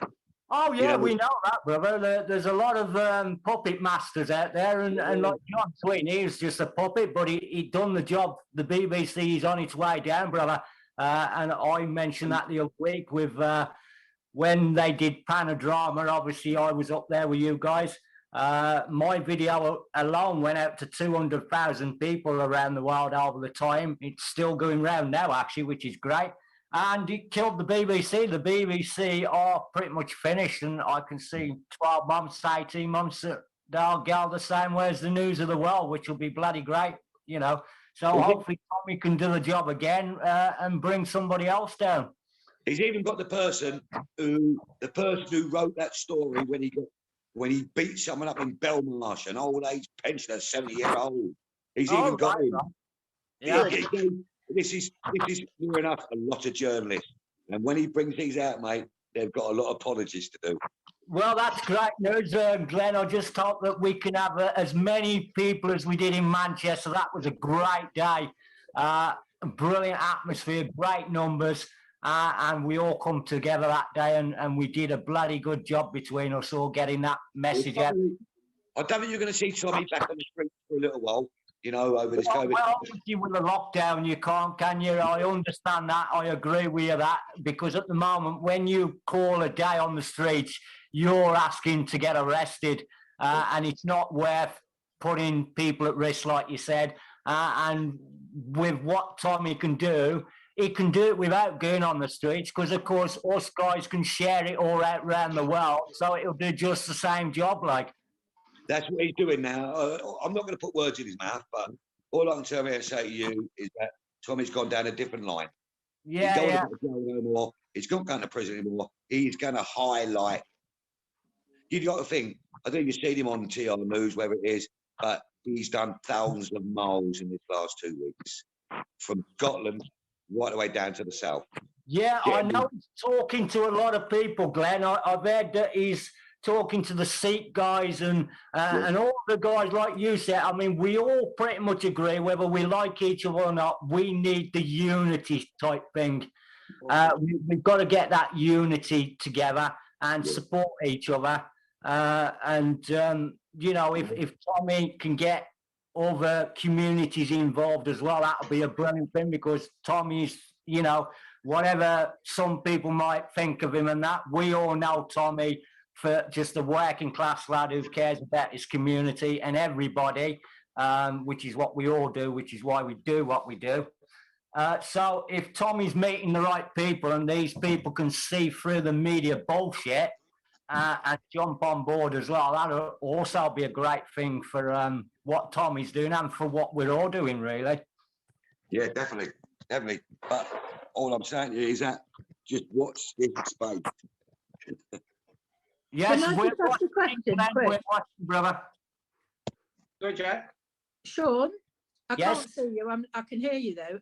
I detecting like a East-West Midlands accent, like I spent 25 years in Warsaw, and I've spent another 25 years in the Welsh borders.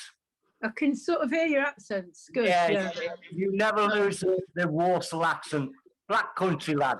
Yeah, I'm from North Notts, so mine's like Derbyshire. Oh, yours a bit high. And I'm down south now, but I've not lost my accent. I don't think anybody ever loses their accent totally. Some do, but we won't talk about them. But some people. I've got a right good Lincolnshire accent, haven't I? Is that? I've got a right good Lincolnshire accent. You used to Skeggy when I was little. Skegness. You're bloody English, you're Londoner, you twat. I've been up here 30 years, and somebody said to me, some guy said to me, you ain't classed as a local till you've been here 13 years. And I turned around and said, well, I've been up here 30 years. And they said, well, you're never with your accent, you'll never be fucking classed as a local. Did you do a Scottish accent, Alan? Well, I do a Scottish accent. Yeah. Can't even talk English, let alone Scottish. Fucking all about you. Look at her. Can you do a Highlands accent and get it really late, or what is it? I'll know about that.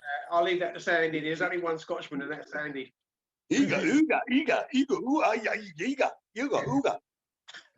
I tell you what, It takes me all my time to understand Sandy. all my family have lost their London accents. My grandkids speak Vexillian. You know, What? they speak Vexillian, Fucking hell, okay. you know. And they say to my granddaughter, says to me, I said, get some water. She says, it's not water, it's water. And I'm not allowed to say ain't in front of Harper, you know. What's she called a tub then when she gets one? A what? What's she called a tub then when she goes to get a wash? Don't know. Let's call it. What's she called No, it? water. Now, what's the place she goes to get The bathroom. bathroom? Well, I'll say the loo, so. No, Sue. It's bathroom.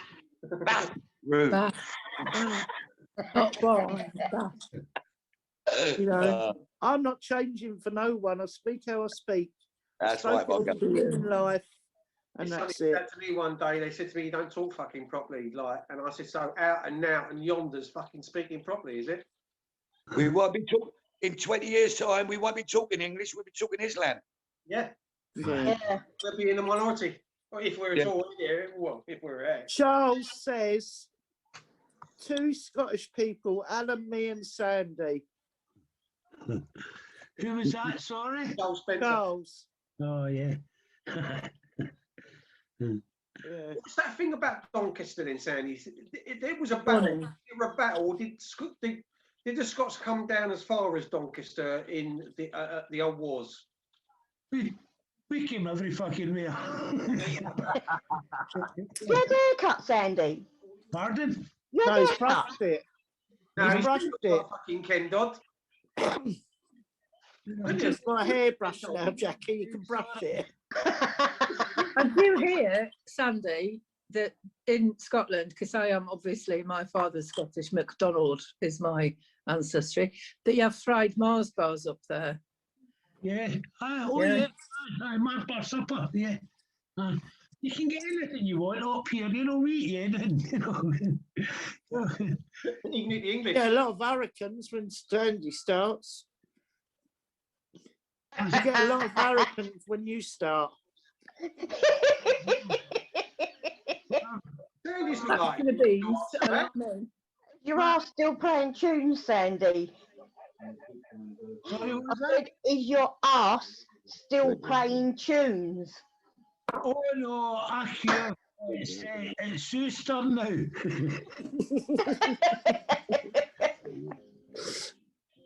Jackie, you didn't you could play the bagpipes. With your head, I'll not tell that. My No. what? With Harper and you when you're constipated. Oh, squeezing her head. Squeezing your head. That's what I say. Well, it's the only way to get the shit out, isn't it? Squeeze your head and go down. Squeeze your head. Oh, fuck no, shit. what have we come to? Oh, So, what's the next one on the Shit, as always. horizon? Just come back to Glenn for a sec. What's the next one on the horizon, Glenn? You've got, I mean, I know you've got your business and your catering business is been affected by what's going on out there, but it's still a living, isn't it? It's still something, you're still doing it, or have you cut your days down, or is there something more to the future, or what's your plans on going forward, Glenn? That's a very hard question, Alan. You know, it's a very hard question to answer. I'm just playing day by day now. You know, I'm just happy to be alive. I'm happy to see it. You know what I mean? And no disrespect, I want to see this go away. You know, that's my own. I wake up every morning and I'm thinking, yes, it's going to be another day. Give me another day. But who knows what the future is? You know, who knows? It's a hard question, Alan. You know, what would you think, like, Alan? What would you want? You know, I'm asking you. It's a silly question to ask, really, isn't it, in this predicament. You know, but what I want to see is everyone get well with each other. You know, and bring the government down. Yeah. And I don't want to see a Tory government. I don't want to see a Labour government. No. I want to see a People's government. Yeah. I like the sound of that one. Like Yeah. you said at the top of the show, Glenn, when we first came on, and I was talking about what Sean was saying 8-10 months ago regarding that, you know, you watch cutting 6 months down the line, we'll be talking about a different variant, and if we go to every single country in the globe and start calling them different variants from different countries, this could go on till 2025. Could go on forever, Alan. Sorry, Glenn.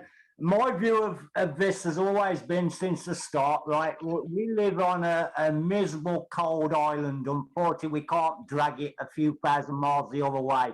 That's just the UK. I'm not worried about the rest of the world at this moment in time. They can, you know, we've got to worry about this island. And my view has always been, since I've been a kid, I'm now 54, every year, the UK has about a 6-month cold and flu season, unfortunately for us because of the climate and everything. So you're talking, I don't know, end of September, right up till the beginning of April. In real terms, you've got people all the time who have got a cold or flu. Wherever you go, in any town, city, village, anywhere you go, somebody will have the sniffles, someone will have a bit of a cough. And I always have a laugh with the guys round here when they're still coughing and spluttering in fucking June and July. And I think, how the hell have you got a cold this time of year? But it happens. So my thinking was, as you guys know, I'm very simple, logical think. I simplify everything. I don't complicate anything. No point in complicating things. Let's say it as it is and see it for what it is. So my view from the start was always, hold up, guys. Come the end of September, obviously we're going to move into the cold and flu season. So this so-called COVID will be, you know, they've locked us down over the spring and summer months. And we get to September. And I called the second lockdown to the bloody day. In April, I called it. And everybody else did as well, who looks at it simply and logical. So my thinking is, they've got away with it once. And now they're getting away with it twice. So we're now into 2021. So they're going to probably release us in the summer for a couple of weeks, you know. Not that it's bothered me, because I don't conform, I don't consent, I don't, you know, I'm not following whatever they're saying. I'm getting on with my life best I can. So come the end of the summer this year, obviously we'll then be into the normal cold and flu season, because they've got rid of it once and they've got away with it. They're going to do it again.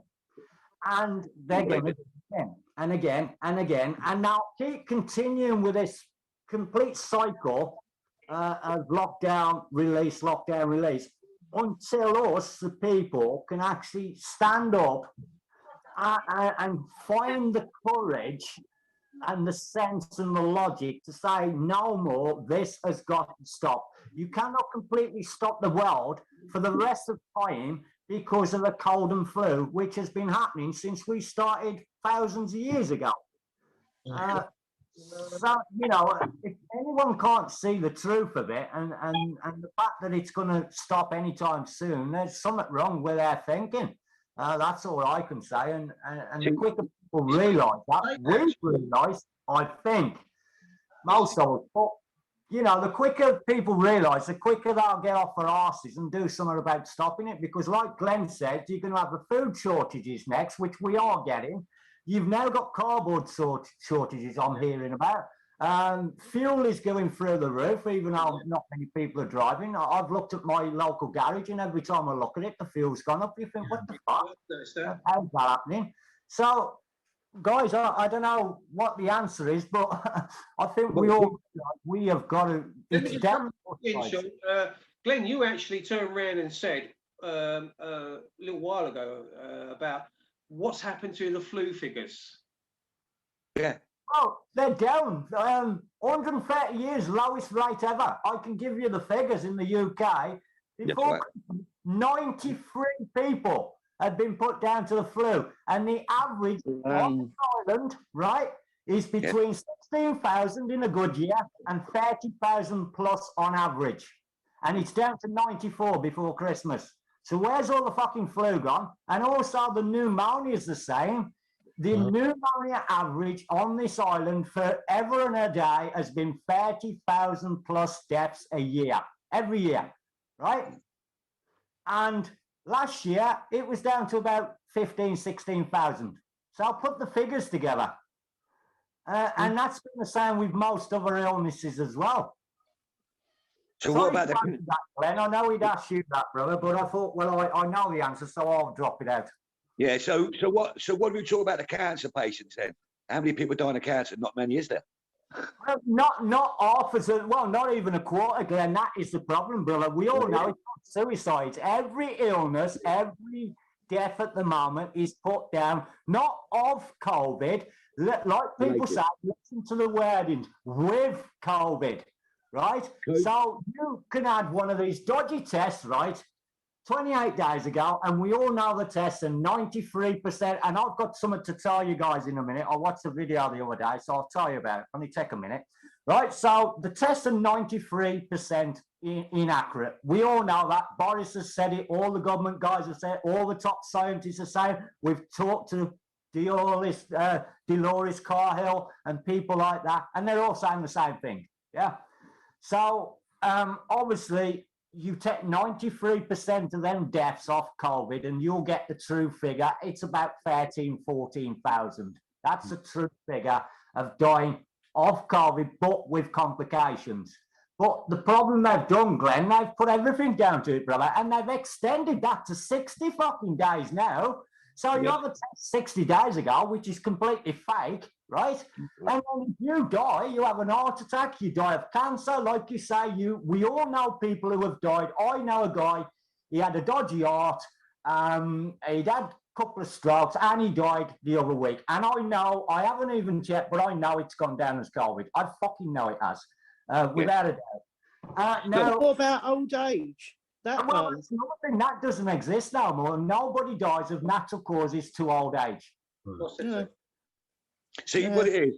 See, when you look at it, right, you know, when people die and you don't know what they die of, you know what I mean, blah, blah, you have an autopsy, yes? They're not doing autopsies now. Not allowed one no more, brother. That's what I'm just saying. There's no autopsies now because it costs money.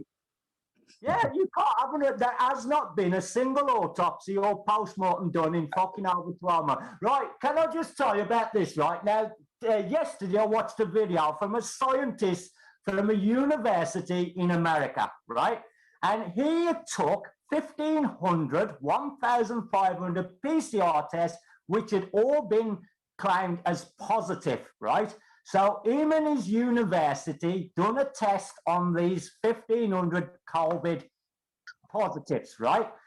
And not one of them tests come out as COVID. They all come out as flu type A and flu type B, right? So this bloke was a bit thingy about this. So he sent them 1,500 tests to another top 4 universities in the US, right? And all 4 of them other universities come out with exactly the same result.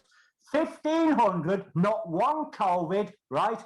Everyone flu type A or B. Yeah. And this is the top scientist in America, like, and I'm sitting there and I hear the bullshit they're giving us in the UK about all these. I don't know what the numbers are now because I don't listen to them. I've not watched any of it in 12, 14 months. I've never watched Boris, never listened to the figures, ain't got a fucking clue. Suits me fine, except what I see online. So, you know, when you see that kind of thing, I suppose the only thing we can do, because it's very hard to convince people, is just try and share it out to people so that they can make up their own logical thinking by seeing such a simple thing done. But Sean, we are trying it, but when you start looking, no respect to the left, and they read the papers, and the people are reading MS, and when you go on Sky News, it's scaremongering, and people believe in it. There's only the likes of us who don't believe it. I mean, we all know what the left is like. Me, you, and all the rest of us. We've had them against us everywhere we've ever fucking gone. Sean, but I'm talking about when you start looking at Sky News, BBC News. All you're seeing on football now at the top is Black Lives Matter. Black Lives Matter on top of your screen. Now they're talking about the COVID. I've got to admit, yesterday, apparently the Welsh and the Scottish rugby players didn't take the knee, which is wonderful. Unfortunately, I don't see what you see of it. I don't watch the news, and I don't do MSM, and I don't pick up the newspaper. So unfortunately, I haven't actually seen a screen with that on. So the only news I watch is the OIN, American one. Oh right, yeah, I don't even bother with that. I don't think. See, I don't know if does anyone watch the OIN? No, I never heard of it. Right, you need to get on it. OIN. What the left Antifa are doing, they're trying to close it down. It's a right-wing thing, right? Brilliant. I watch it. You know, it's all for Trump. God knows what, blah blah blah, and it'll come out of it. That's the only news station I watch, because when you start talking about the CNN, the All American, they are trying to smash this OIN down. They're trying to get it off. Now Trump didn't get the impeachment, they can't do it. So if people want to watch OIN, get on it. That's your news. Talking of that, Glenn, you probably know as well. Have you heard about this new potential TV news thing? What Andrew Neil is starting up, the GB News or something? What's your take on that, brother? I don't know if you know about it, because I know Tommy was going to start a news platform, wasn't he? Yeah, because what it was, when Tommy's going to do his own, when Tommy's going to go for his own news one, yeah, they couldn't shut him down. It come to thousands and thousands, £1,000 a month they wanted off him What for a license? to a licence. Robbing bastards. Yeah, well, have you heard about this GB News one, Tom? I mean, Glenn, have you heard about that? It's been announced in the last few weeks, and Andrew Neil, I don't know who he worked for, the other guys will probably know, he's sort of fronting it, but we all got excited about it last week because it was supposed to be a no holds barred, tell the truth news channel based in the UK, and it basically their selling point is to destroy the BBC, which we all love. But the problem is they've been announcing names in the last few days, and the one what stood out to me was Rachel Johnson, which is Boris's sister, is involved. And of course, once you start listening to that, you're thinking, hold up, are these guys actually going to be what they're saying? They're saying they're against they say stand for the truth and freedom of speech and that, and then you've got Boris Johnson's bloody sister pulled in on it. And I just wondered if you knew anything about that, Glenn. No. Maybe you guys can Can have I a just say something that the person you're talking about, that Andrew Neil, whatever it is, I did look into. I think he worked for the BBC. Andrew, I did watch some of his footage. One thing I liked, and then after a while, I just thought, nah, he was completely. I don't have making an opinion about this. Pro-royal, this, that, and the other, and it felt to me, from what I was watching, that it was his own personal thing. Yeah. So now that you've just said that about, you know, Mr. they're Johnson, now picking individuals to join it. yeah. Sorry, I don't know if you can see, it's come up GB News. Can you see yeah, that? that's the one. GB News, and it just says a little bit on here, just it says here, GB News is an upcoming British television channel due to launch early in 2021 on Freeview, Sky and Virgin Media. Its chairman will be Andrew Neil. Yeah, no. Yeah, and it's the Rachel Johnson thing, because obviously he's trying to build a team together now, and obviously they're doing the same thing as usual. They're taking people off the TV, right, who are working for all these other companies. Well, what they don't realise that we know is that obviously Sky, BBC, Channel 4, Channel 5, and all the other ones, like Glenn's mentioned CNN, and we know about all the American channels, they are all owned, for a start, by six individual people in the world, and we all know they're the cabal. We all know that shit now. There's no need to go into it. And so they're controlled by the puppet masters. Yeah.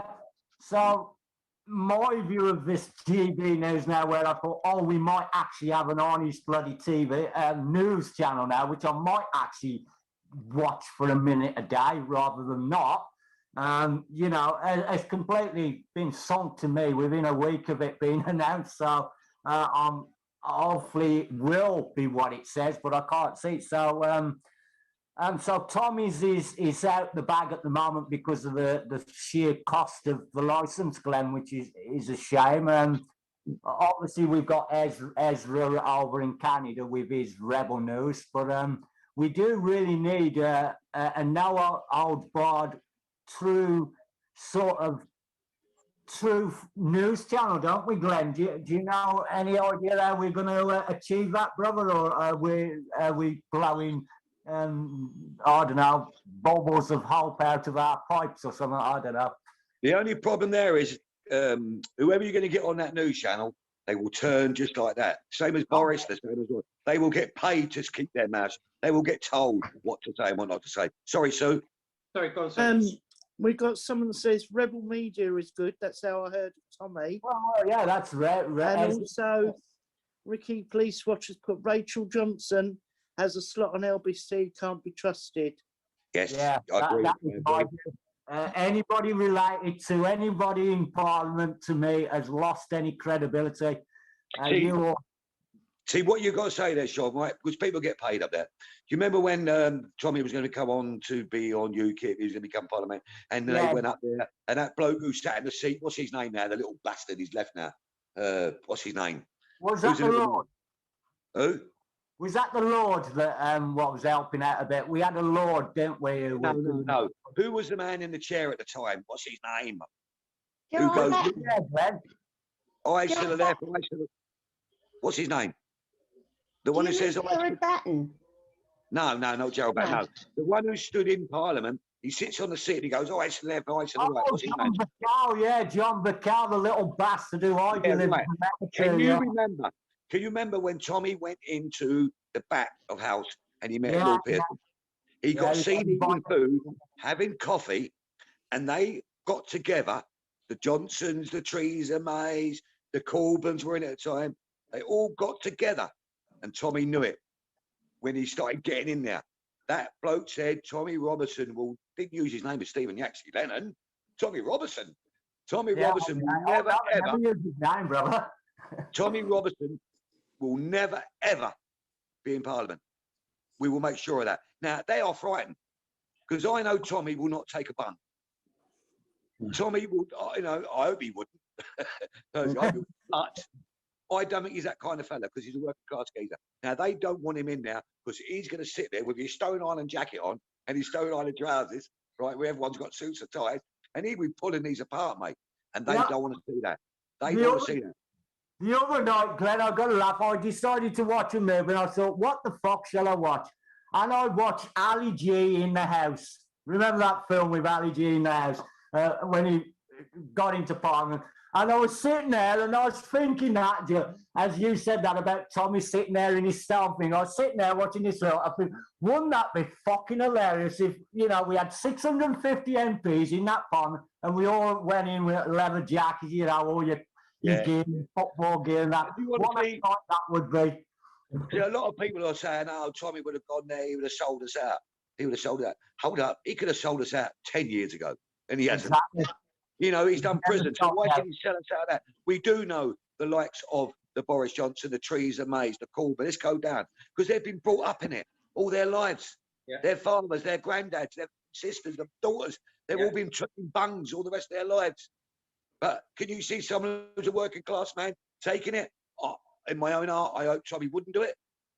I hope he wouldn't do it because I don't think he would do it. Personally, that's why.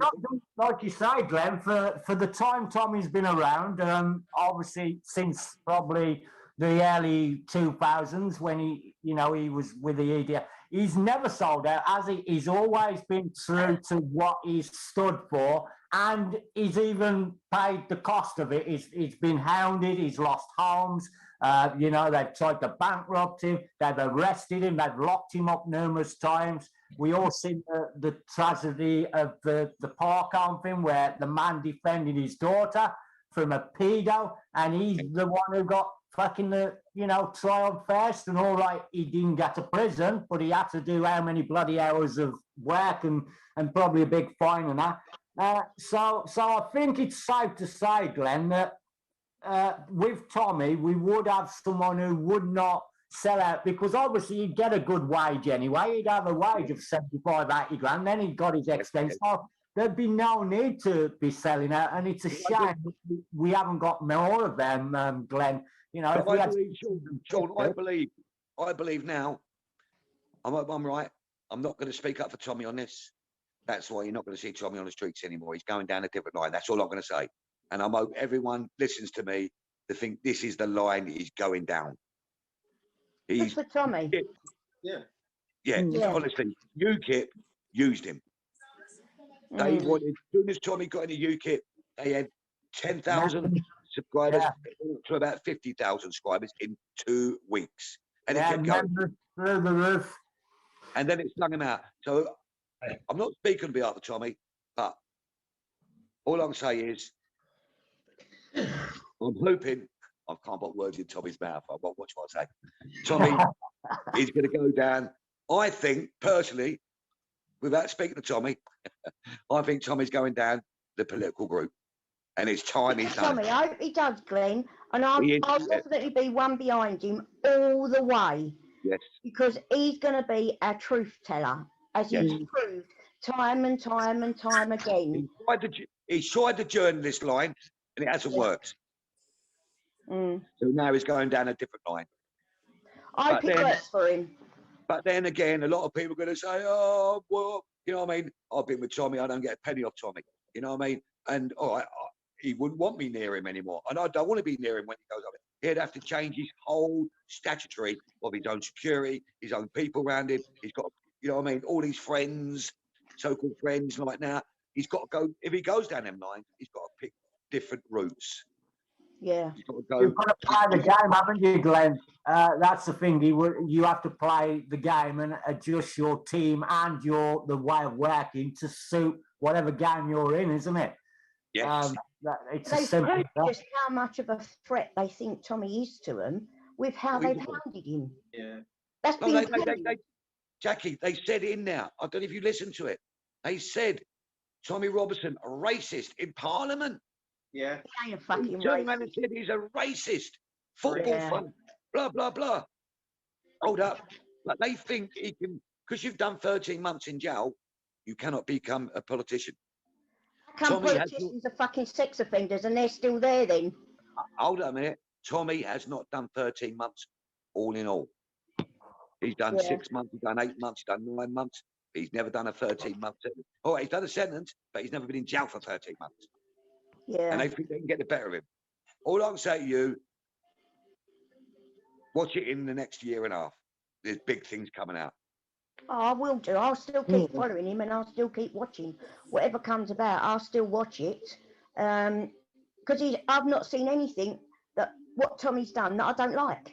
Yeah. He's been brilliant in what he's done all the way through. And that The only thing I Berto, don't- that the only thing I fucking don't like idiot, The only thing I don't like Tommy doing, Jackie, is eating Yeah. too much food. is eating what? He's eating too much crap, too much food. He's putting a bit of timber on, is he, Glenn? Yeah, that Burko, he is the only House of Lords speaker that has not been given a peerage, and that's fucking brilliant as far as I'm concerned, because it just goes to show he thought he was the bee's knees, and he ain't, because he's fucked himself right over, because he's never ever going to be made a lord, and that's brilliant. Wouldn't it be nice, Tommy, in Parliament eating pork scratchings? Oh God, yeah, yeah. Jason just put something up. Jason just put up, Glenn, Tommy was a political prisoner. Yes. You can Yeah, say he that. was. Yes, yes, Yeah. yes. He only went to jail for speaking the truth, which was already out in the public domain. Yeah. That was all. Well, we know this from what has happened in the past. I just want to touch on something that we said earlier about GB News. My mate John Wedger, Tommy, and trolls. Now, the trolls have affected a lot of people over the years. This GB News has been bombarded with trolls trying to bring it down. I've seen that there's loads of people trying to cast aspersions and call it and bring it down and do all sorts of things. It's the same as John, where he had people taking pictures of his house, his home, his vehicles, taking videos of the place he was supposed to have worked and everything else, and posting them on the internet. Now, if you've got to do something for anybody, you don't do that when you've got a person that's giving a platform to survivors. And I don't care what anybody says. Just to discredit again, Al. That's all it is. So they'll run away. And unfortunately, that's what John's done. And I can understand why. You know, don't get me wrong. I'm not saying that he's wrong in what he's done. Yeah. I can understand why he's done it. Yeah. Because you're being trolled continuously. And it does get to you. Yeah.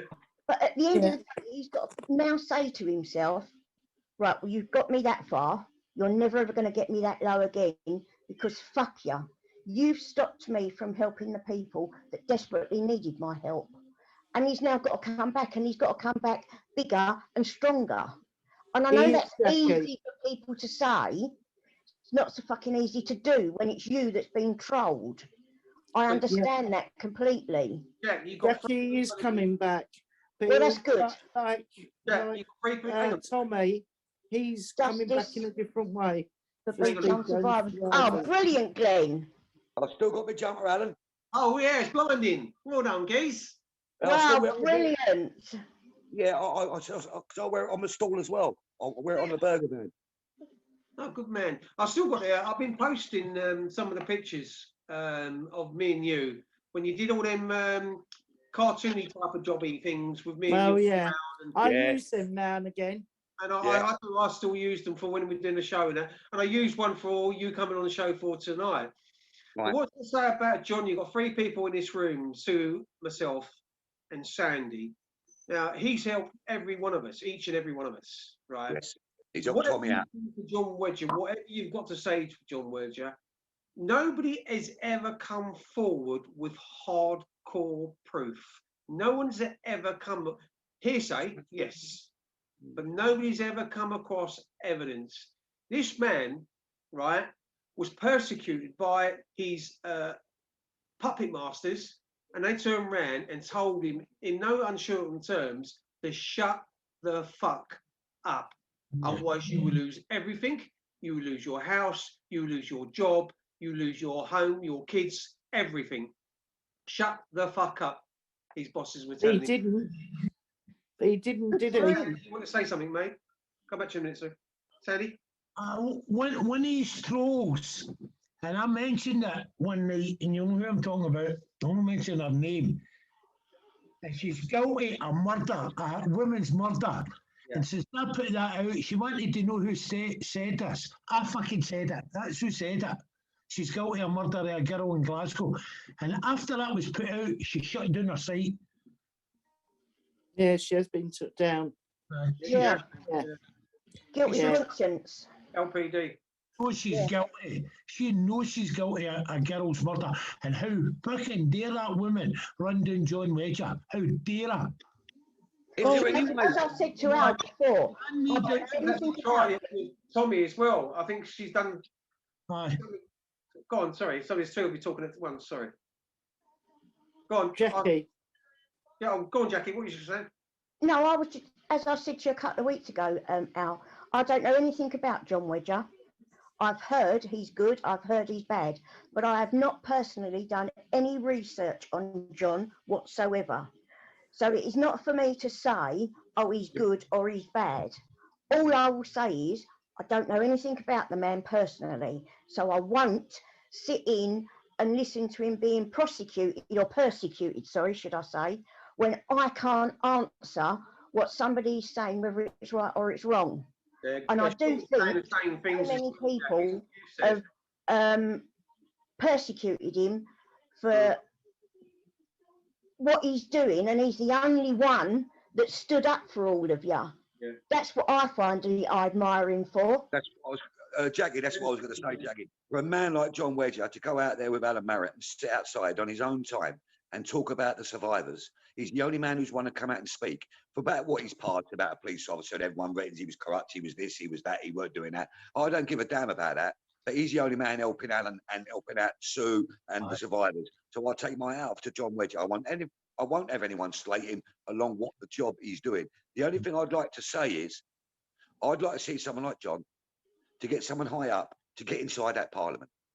As an MP, to get in there and open this case up completely. Now, you said something. Yeah. I'll come to you in a minute, Sue, because Sue's very in contact with John, and she's going to tell you something now, and it's quite important what Sue's going to say. Now, you said what Tommy's going to do. I'm going to put Sue on and let Sue tell you a little bit about something now, because John is going to go down a similar line. I'll let Sue have a little bit of a platform and a little bit of a time now, because she hasn't had a lot to say tonight, and I want Sue to turn around. Unusual, isn't it? She's been in touch with John quite a bit. Go on, Sue. Brilliant. Yeah, Johnny's going to go down another route. You know, he can't go back to what he did, and he won't go out public speaking no more. Good. You know, I mean, God bless him. His son's got a terminal illness, and he's got another son in a wheelchair. You know, and obviously he's getting trolled about it all. But I mean, since we've known John nearly 3 years now, I've been saying to people they're trolling. Give me 100% against John. Give me 100%. In nearly 3 years, not one person has come forward. They can go fuck themselves. Don't bother coming out with shit no more, because I ain't interested. You know, I'm on John's side, and I will always stand by John. I'd like to see John go in with Tommy to go into Parliament. Oh, yeah.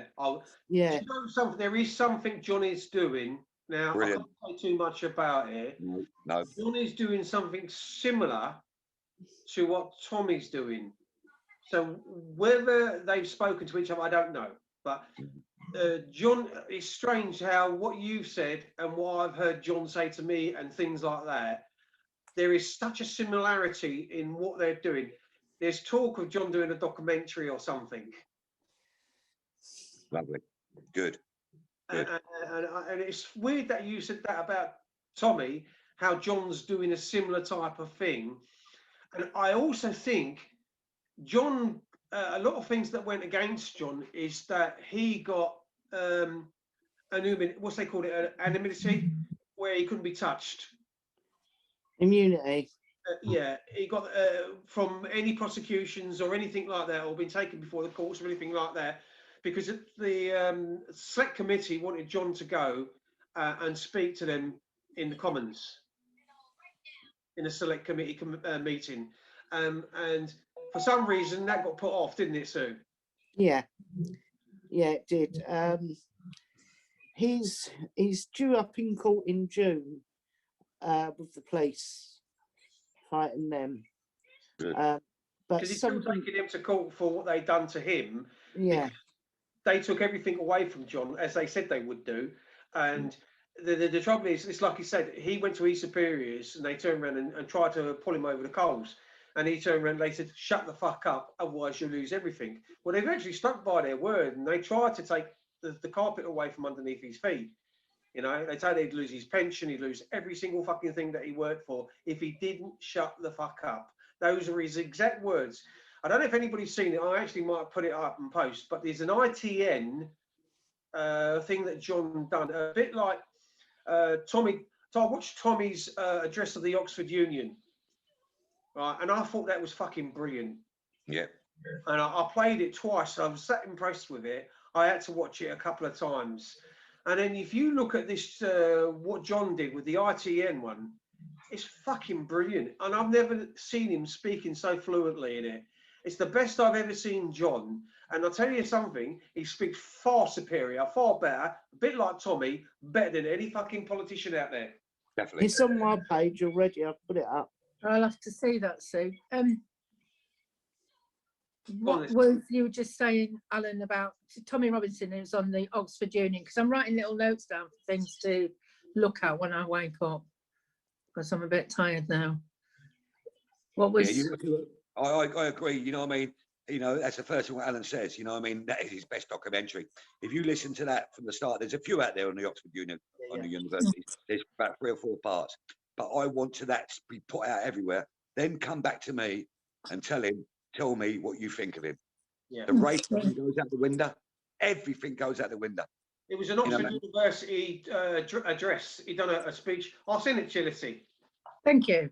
I'll probably do say. Yeah, because I'm open to learning more, and I just want to say one thing with John, just finally, is that. Go on, sorry, I'm going in a minute. I've met John a few times, and personally met him. I thought he was taller than he was on the telly, and he comes to my house. No, you've got blue eyes and that, and he was. So I've got personal experience of meeting him. And as a survivor, and one of these, there's so many of us, isn't there? There's millions of us, millions and millions over the world. He never got, I never got a penny off him, nothing. And he was such a gentleman when he came into the house. I thought he was coming for a cup of tea, genuinely. And we did a live thing. And so he has helped me, but I wouldn't even presume to expect him to be there all the time for me. Because why should he, when he's, like Sue's just said, I mean, he's got his own family, and he's a gentleman, he's funny, he's kind, he's caring. He was here in our home and my husband and everything else, and I can't say anything wrong. Anything that's ever gone wrong, ever, from my point of view, is trolls and idiots who've got things mixed up. So I'll tell you that. I stand with all survivors, but John's a good bloke, and so, and I'm a bit clever, I know. But I think it's good if you don't know people, you have to work things out. Because I want to learn more about Tommy Robinson and you guys. I think you're all great. I will watch things on my big telly. See, if you go, one thing I like to say to you, please don't watch or listen to Sky or don't even look at the I papers. don't touch any of them. I don't do it. Brilliant, brilliant. No, I'm Brilliant. not stupid. I don't do that. If you wanted to What's say that something, crap? it's been around up for a while. Listen, let's see. Yeah, with John. Now, when he did the walk recently, apart from Bill Maloney, I was the only one that turned up because we put it in a different place so we didn't get all the trolls. Now, we went down and had a cup of coffee with him down the road, and he said to me, "Sue, when you leave, you get a taxi up to the station to Charing Cross." I said, "No, I'm going to go get some fags on the way so I can go to the bus first."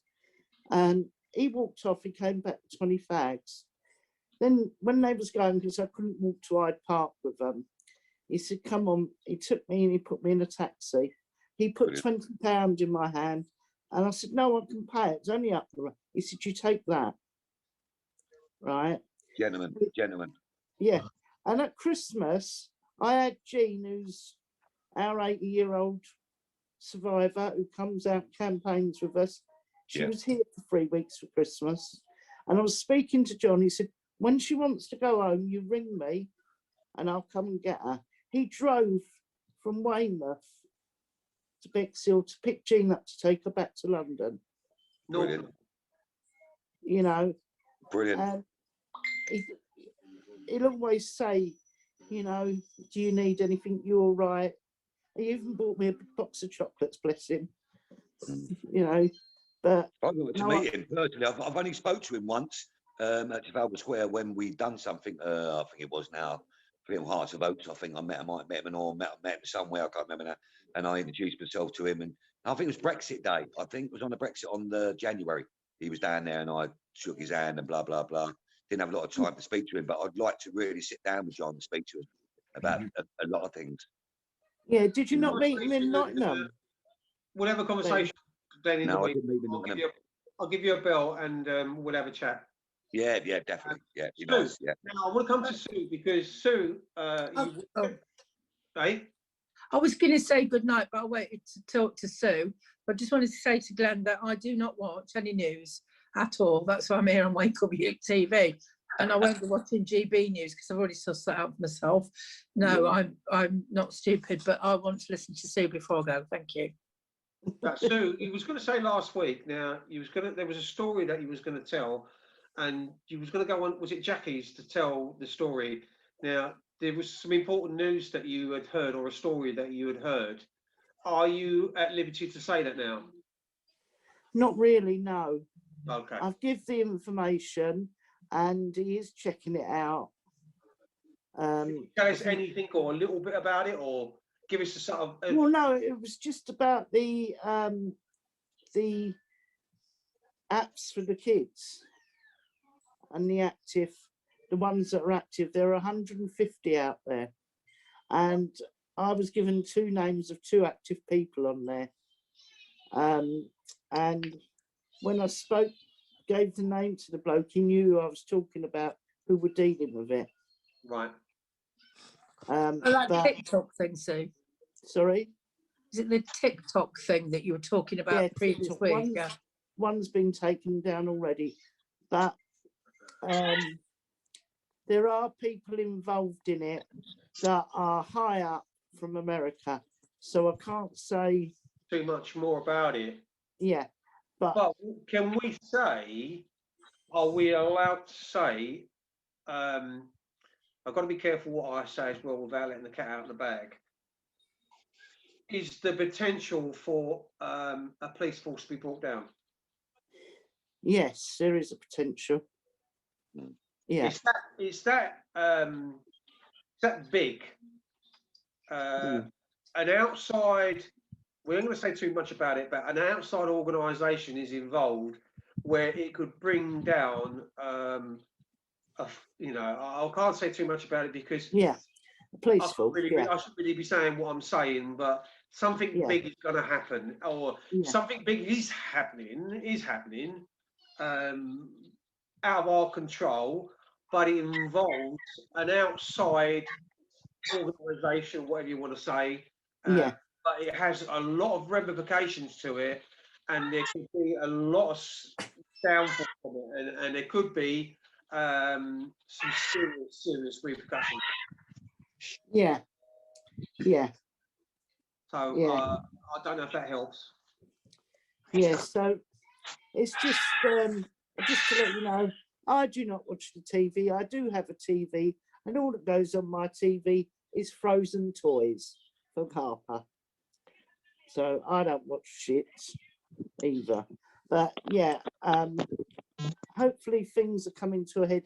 Apparently, they're trying to get the hunter groups to work with the police as well, which would be a good thing. Yeah. You know,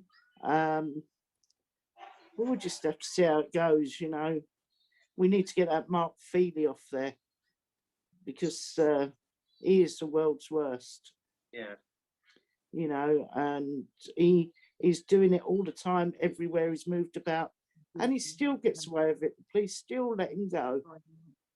You know, Who's that, Sue? I didn't quite catch that. Mark Feely, Who's that? he's a nonce. He's our little Let's grunt. hope that some dog bites him, like Millie or something, you know? Yeah, Hard. I'd Yeah. do it. Just to go on the subject, how's young Glenn doing, Glenn? He's doing well. He's doing well. Little Glenn's brilliant, mate. Yeah, he's not got no colds, no flus, nothing there. Yeah, he's obviously he can't go to school, you know, because he's not allowed in there at the moment. But he's doing all his education at home. You know, we've got Brilliant. carers now. You know, he's being well looked after. We're still doing the same thing what we would do at school. Now we do our program going on at 8 o'clock, getting up, swimming, and playing music, and God knows what. So he's still doing his education at home. Oh, good. Brilliant. I'm pleased to hear that, Glenn. Glenn, is there any particular time you've got set, or do you want to carry on for a little bit longer, or what do you want to do? Yeah, I'll carry on another 10 minutes. Yeah. And then I've got to speak to Jupiter. Oh yeah. Well, we'll carry on for another 10 minutes, and then I will leave as well, and let Sue take over or Sandy take over, and Sean can do a little bit as well if he wants to, and you guys can talk for a little bit longer because it's entirely up to you. But you know, is there anyone? Go on, sorry, Jack, go on. Is there any questions anyone's asking? There must be someone who hates me in that group. Please. I've never been on a, I've got a question. Well, I thought there'd be, but there ain't no one. I've never been on a, You're a lovable I've never been, there, brother. Well, I've Glenn. never been on a show. Hello, I Glenn. am new. Glenn. Sue, Glenn. It's if Jason I here. just say, because I'm not stopping on long, because I need to get me ugly sleep. But what I want to know is, because I've met you here, I'm very new to Wake Up UK, and so I don't know if you could just say a bit about yourself, you know, like, because I've just met you. Sue did say that you were coming on, and just a recap of you, because I've got Tommy Robinson to look up, and I know that you work with him or something like that, and you were in Nottingham when I was there on the, I think it was 22nd of August. I was there, first time back after in that city for 25 years. I was there, so I'd just like to listen to something about you. If that's all right, you know, anything. I've always been a patriot, you know. I support my veterans through and through. You know, ever since, you know, my son was in the army and stuff like that, and I've always supported my veterans, and it started through that really, and it started coming through about 2009. I met Tommy when 2010, 2009 it started off when the jihadist Muslims went to Luton and threw eggs at our soldiers on a homecoming parade, which we knew they were going to come. They're calling them baby killers. All our soldiers marching through. They've just come back from Afghan. And it just went from there, really. And I listened to Tommy, and I've listened to other people talk, and I got so good friends with the family, with his wife and his 3 children, you know, and it just went on from there. And I just, you know, when you say I work for him, when I work for someone, I get paid, but I've never took a penny off Tommy. You know, if I can't afford, I've been around the country on demos from here to Scotland. I mean, I've done the SD, they call the Scottish Defence Party. You know what I mean? I've been up there, mate. I've done Scotland.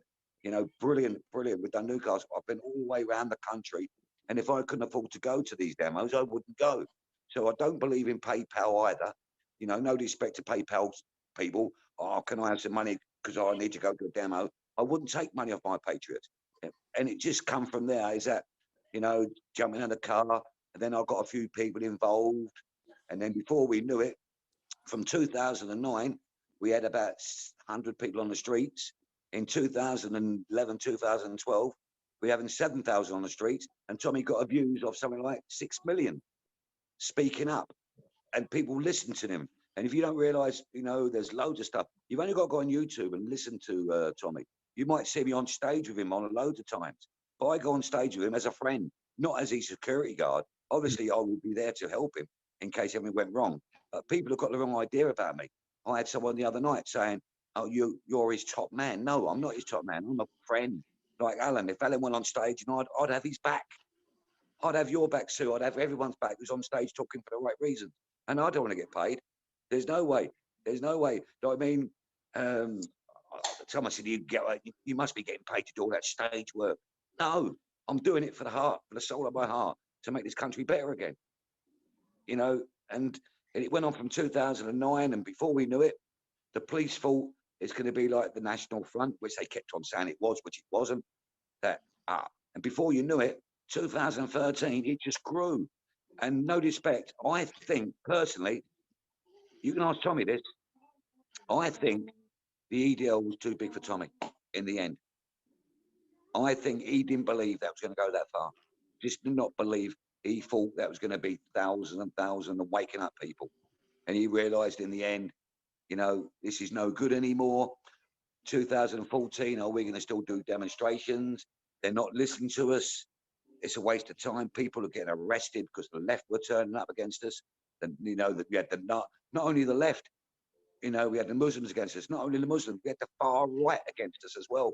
The far right Nazis against us. So it would come to a standstill and thinking, hold on a minute, what do we do? And we all sat down and went, Tommy, go down a different line, mate. And it took us from 2015 till now to Tommy to realise, to think, they're not listening beyond the streets. I've got to go down a different line.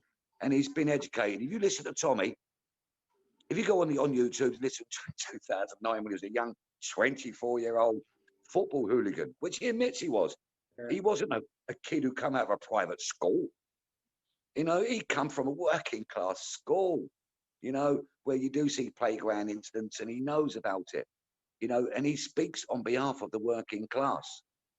But now, when you look at Tommy now, the likes of, I don't know if everyone can vouch for me on this, we've got so much of the, not higher class, middle class supporting him. And that's when we thought streets have got to go down the road. Because when we're going down the streets, we're singing old songs and drinking cans of beer. And I think, yeah, working class people, I thought that gives us a wrong direction to think, hold up a minute, do people want to see us going down the streets with drink and beer and throwing stuff and that?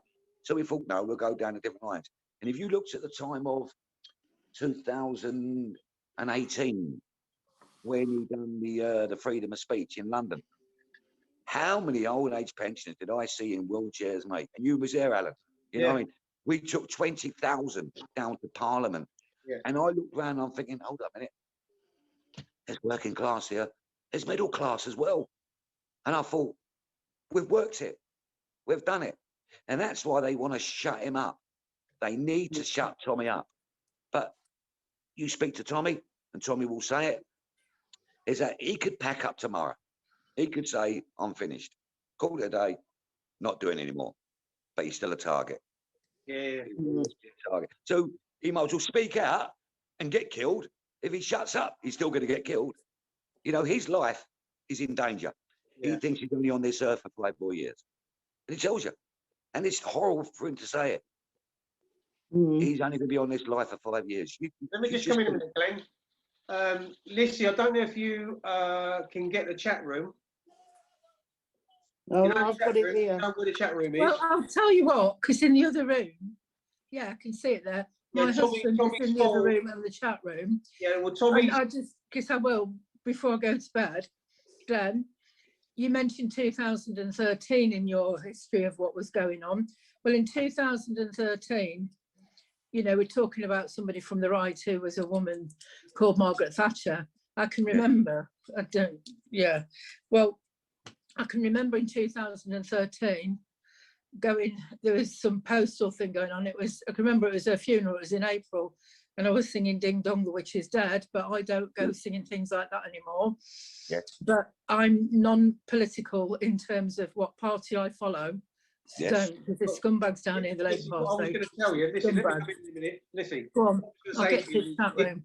Listen to me.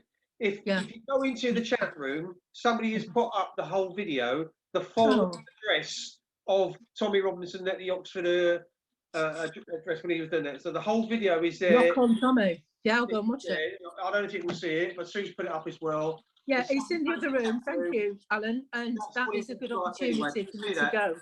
I can And see also, it. and also, Lizzie, I would like you to listen after that one. Please, would you go on to and listen to Tommy Robinson and Piers Morgan? Yeah, I will. Let me just Please. write it down. So I've got that one in there. Right. I'm going to go into the other room and watch that on that other computer thing. And I'm just writing this down because my brain's wonky. Writing it down. It was Piers Morgan. Ooh. Yes, I know. Now, what they done, they hijacked Tommy on it. They hijacked him, but they didn't, because the complaints, what the GMT, what Piers Coleman got, was untrue, mate. They slandered him because they wouldn't let Tommy. See, Tommy believes in freedom of speech, and he's a freedom of speech activist. But Piers Coleman wouldn't let him talk. Would not let him talk. Corbyn or Piers Morgan? Piers Morgan, I keep saying, sorry. Yeah, because I mean, I don't have an opinion, but I watched him on something on Netflix. I think he's a narcissist and a weirdo. But Piers Morgan, isn't it? Yeah. Piers Morgan. You have got to see that. Have you it. seen it, Alan? When he went on there? I haven't seen it. No, I'm going to have to look at it now. Oh, he put the Quran out and showed Piers It Morgan. was terrible how they persecuted Tommy.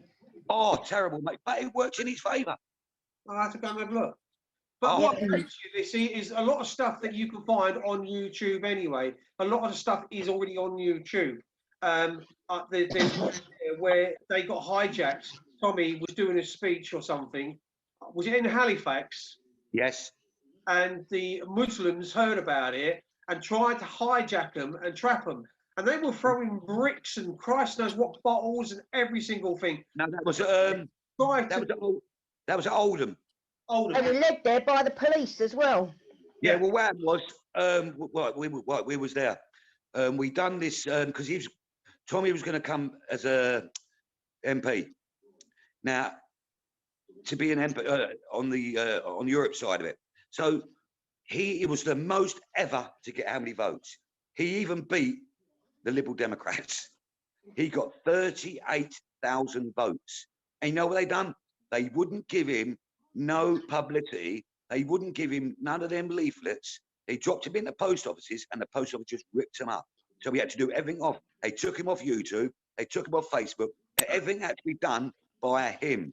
So when he went there, we had a lot of people.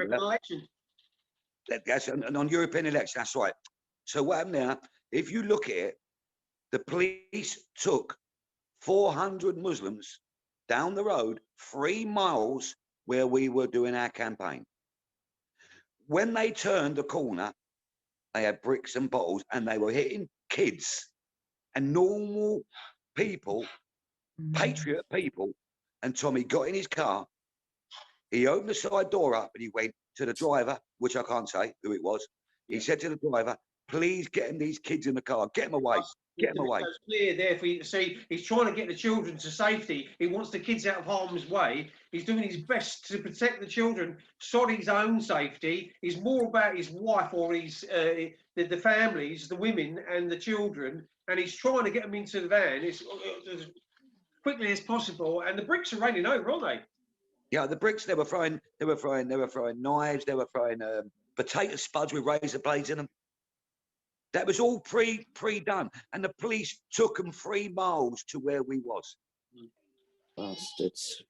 And the reason why, who do you think was the chief inspector of Oldham? What do you think he was? A Muslim. Thank you. That was pretty obvious what the answer to that one was going to be. What do you say, Jack? Muslim, Mazrak. Yeah.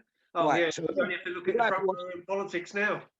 So what happened there was, when you have a campaign, do you see Labour? They have all their leaflets, don't they? Conservatives, Liberal Democrats, they all have their leaflets. But hold up, Tommy weren't allowed a leaflet. He wasn't allowed one. So imagine it. He is the most single person ever to stand and get 39,000 votes. Now, I believe it could have been more. It could have been rigged. They knew Tommy weren't going to do it. Tommy knew it. Tommy knew he weren't going to win. But he had to show the people that I'm going to crack on this. I'm going to have a go. Bless them. And that Every is, other vote is a fraud is put against it. You know, they tell you the lies about how many's been voted. So it wouldn't surprise me in the least if Tommy actually won that, but they can't let him go through because of who he is. You know, he's not going to go with the rest of the elected parties. So, yeah, they're not going to let Tommy go through, which is wrong. Because all he's doing is standing up for the English person. That's all he wants to do. And what he's done in highlighting the different things as well. I admire him because he's got a lot of balls to stand up and do what he's done and still continue to do it, even though his own family and his own life's in danger. like, you know, as you say again, Jackie, brilliant. But one thing you're mishearing, he believes in freedom of speech. The democracy that Winston Churchill gave us in 1939 to 45. Democracy. And Tommy still states to this day, I want freedom of speech. He's not going to get, they've shut him up. And they can shut him up. He will do prison. He will do prison. He will do prison. Because he's not going to shut him up. He wants freedom of speech, and I take my hat off to him that he's still fighting freedom of speech. Yeah, I totally agree with you, Glenn. You know, he could have quite easily have said, all right, I'll plead guilty then because I ain't going to go to prison. But he didn't. He went to prison because he stood up for his rights and he stood up for what he's standing for. So that's why he's gone to prison. You've got to think they've offered him plea bargains. Please, Tommy. Please, Tommy. Take this and then shut up. Or you go guilty and you're going to get fined 50 grand. I'm not pleading to something what you want to talk about. Yeah. And he's the only journalist that's ever been taken to court for talking about journalism. Why don't they take all the other fucking journalists to court and prosecute them for the lies and the slander that they do to people? We went to court in Peterborough when the Peterborough one, another one is a good one, when he took his children to football. Yeah. And he got arrested. You know, we was in court in Peterborough. 5 police officers lied. Right? And we got it all. You type it in. Tommy Robinson, Peterborough, court case. You know what? The judge must have went asleep. The Tommy solicitor, barristers, tied them up in knots, and I sat there laughing, thinking, yeah, we've had this. You know, on the day that when they done the summing up, the judge was asleep. The judge turned around, come back here, and they went, guilty on 5 accounts. Hold up. The police lied. Proven. No. £50,000 fine. Off you go. So, and they think money can shut him up. Glenn, money can't shut him up. Glenn, I was saying I've only been here a couple of weeks on Wake Up UK, but just the thing that I always notice on the side of police stations and courts is that they have a unicorn there, and unicorns do not exist unless they're in children's things. So I'm listening to you, and I really do listen, even though I keep doing that because I haven't got my hearing aids in. And from what you're saying, you sound like a good friend, a good patriot, a good friend of this man, and I will watch him now because it's been a pleasure. So I'm going to get off this one, go on to the other one and say good night and come on, we can do it, you know. See you tomorrow. Good night, Lizzie. Lizzie, sorry. Okay, my darling. It's lovely to speak to you and listen to us. I'll better bog off, buy one, get one free. I'm hoping you can come back on again when I'm on. What's your name again, my darling? Lissy. Alan calls me Lossie, and my picture on Wake Up UK is when I got married to my old man, like quite a few years ago. So I'm disabled, but I'm telling you something. I am 57 almost, right? And like What- Sean's 54. He said it doesn't matter how old we are. I think that us old wonky ones have got more in it than the old. Thanks you know very what I much. mean? What I'd really like to hear, Lossie, or what Alan calls Lossie's you. funny. And so that's what Alan called me, Lossie. Lissy, Right. Lossie.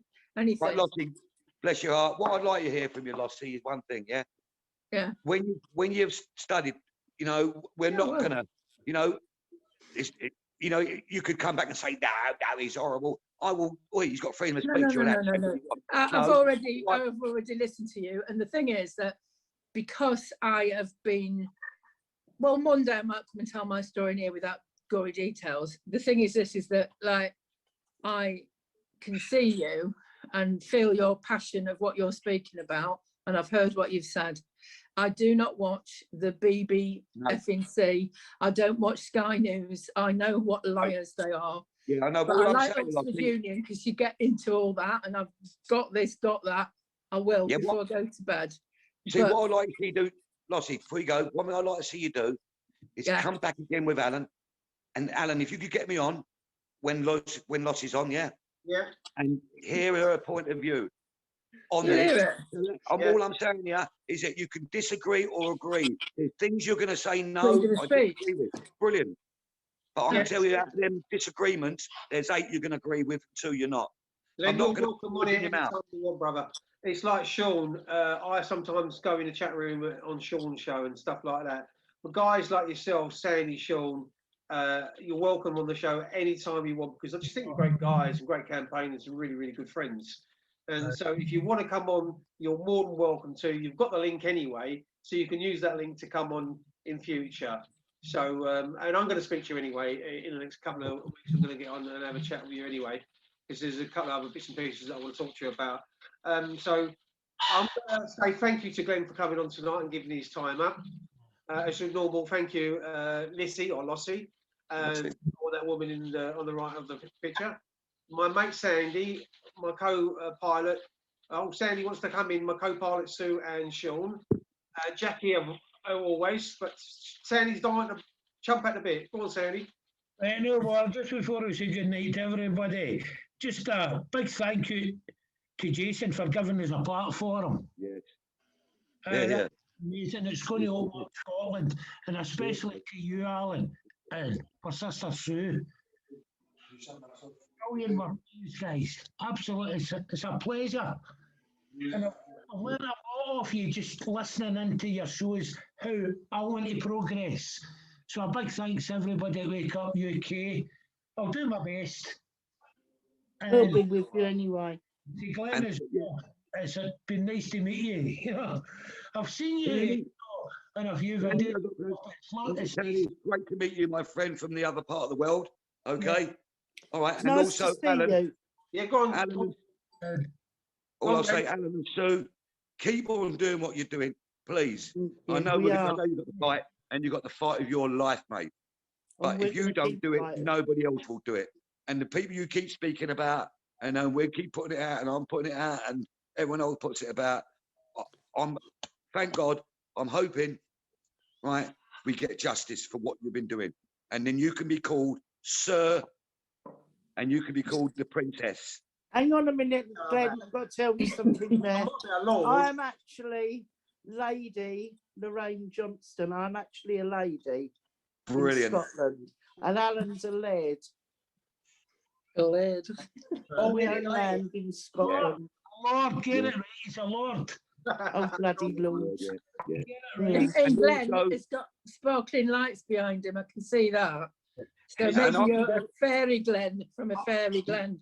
And I can guarantee you, when Alan and Sue and all you survivors win this case, you won't stop because there's more to be held out. You're going to win your case, and there's more cases. And I know how much you are passionate about what you're doing. You will be helping out everybody, not just one person. We're out Everybody. for all And I know, injustices. because I know one person who's doing it just for one thing. No, stopped. No, it's not good enough. You've got to keep going. And gotta we keep will going. keep going. And I appreciate it. Even though you're a Tottenham supporter. Yeah. Oh yeah, that's the thing. When you turned around the other week, and when we played you, Chelsea played you. Oh, we're going to get a fucking spanking here because we used to call it. We used to call it 3-point lane or 6-point lane. I can't remember. My son-in-law's a Tottenham supporter as well. All the years, fucking hell, we used to have some fun with the years, Chelsea. Yeah. Well, anyway, That's I've got to supported go. winning. Tottenham fans kicking me all down the Seven Sisters fucking road. It's nice to catch up with you, Glenn. Take care, and Yeah, all the nice best to to you Alan. and your family. Anytime, Alan, you want me to come on your show? Yep. Just give you a week's notice and I'll be on, my brother. Yeah, it's nice to see you again, Glenn. See you later, Jock. At some point. See you later, Jock. Take See you later, Glenn. Take care. take care. Bye. Oh, Go on, Jack. Yes, Is it- as I said, see you later, Glenn. Take care. And yeah. I'll be in touch. Brilliant to everybody for being on. Thank you very much. I just want to say to Sean, I tried yesterday to get in the chat room on your group for 3 hours. What you in the chat room or on the actual Well, chat? in the chat room because I wasn't sure about coming on, You and could have come on, you know that. I know now, but it took me 3 hours, and I didn't do it till today. Ellen helped me, and Jackie invited me on something last night. And I fell bloody asleep. We were on till after 3 o'clock this morning. I saw it at 11-ish and you were Yeah, still we were still going at 3 o'clock. I think I quit about 3 o'clock. I was dead. Oh well, I'll be back my on next God. time. Jackie, did you last long? No, I fell asleep. I don't even know whether I was snoring or what. But I Yeah. woke up and thought, I can voices. What the fucking hell's that? Midnight wasn't it, Jackie, when you died? About midnight when Jackie finally died for the last time. I'm going to get off and I'm going to leave Sue. And you guys, if you want to stay on for a little bit longer, you're more than welcome to. But I'm just going to do something for Kathy, get her feed for her and sort Kathy out. Thank you, Sandy, and I'll be on your show Thursday. Oh, Yes, I'll come up here. You've got to get ready to sleep. Come here. Thank Turn you. that off now. Sean, as always, thank you, my friend. Come on. No, never any time. And you're welcome anytime, Shawnee. And Jackie, as always, darling, you're welcome to come on here. Get up then. You're going to say good night to Alan. He's coming now. Hello, she's Papa, hi. darling, Say goodbye night. you asleep? You asleep, Papa? He said, are you asleep? Bless her. Has Nan told you you've got to squeeze your head? Yeah, Yeah, squeeze you your need head, your head Papa. squeezing before you go to sleep. Hey? Do you want your head Don't worry, squeezed? you're tired now. No. Well, I'm going to let you guys, if that's all right with Jason and Sean and you guys can carry on for a little bit. I've got to go, Alan, because my phone's about to die on me. I've got about 2% left, so. Right, I'm thanks to sure- everybody, and it was a good show. Thanks very much. Jackie, see you later, darling. Yeah, see you later. I'm going to go off as well. I'm I'm gonna not gonna put it on whatever you guys want to do. Sandy, we'll see you on Thursday. Good night. God bless everybody. Take care. And you, Jackie. Good night. Sandy. So Thanks you know, for we coming can do on. whatever you want, plan of action or whatever. and thank you, Alan, for being my translator for my friends down south of the border, so they can understand. Sandy, listen, mate. I think you, in actual fact, now I'm going to say this one to one. You deserve this platform more than I do. No. We all deserve it, and this is truth will come from the heart. We all deserve it.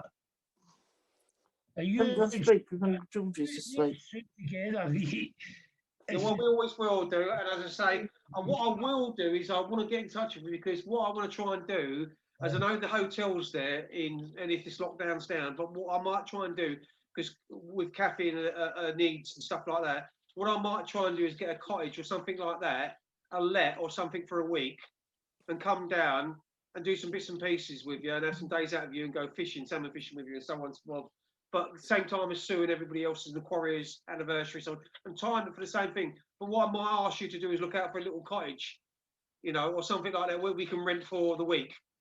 Yeah, Or something like that. place just up at Hilton Bark, and I'm sure they do the week. I'll have a wee And pop then up. you can get places for about 400 quid a week, I think. Actually. It might be cheaper in Scotland because you know what they're like. I fucking maybe put a tent up the back right in my house.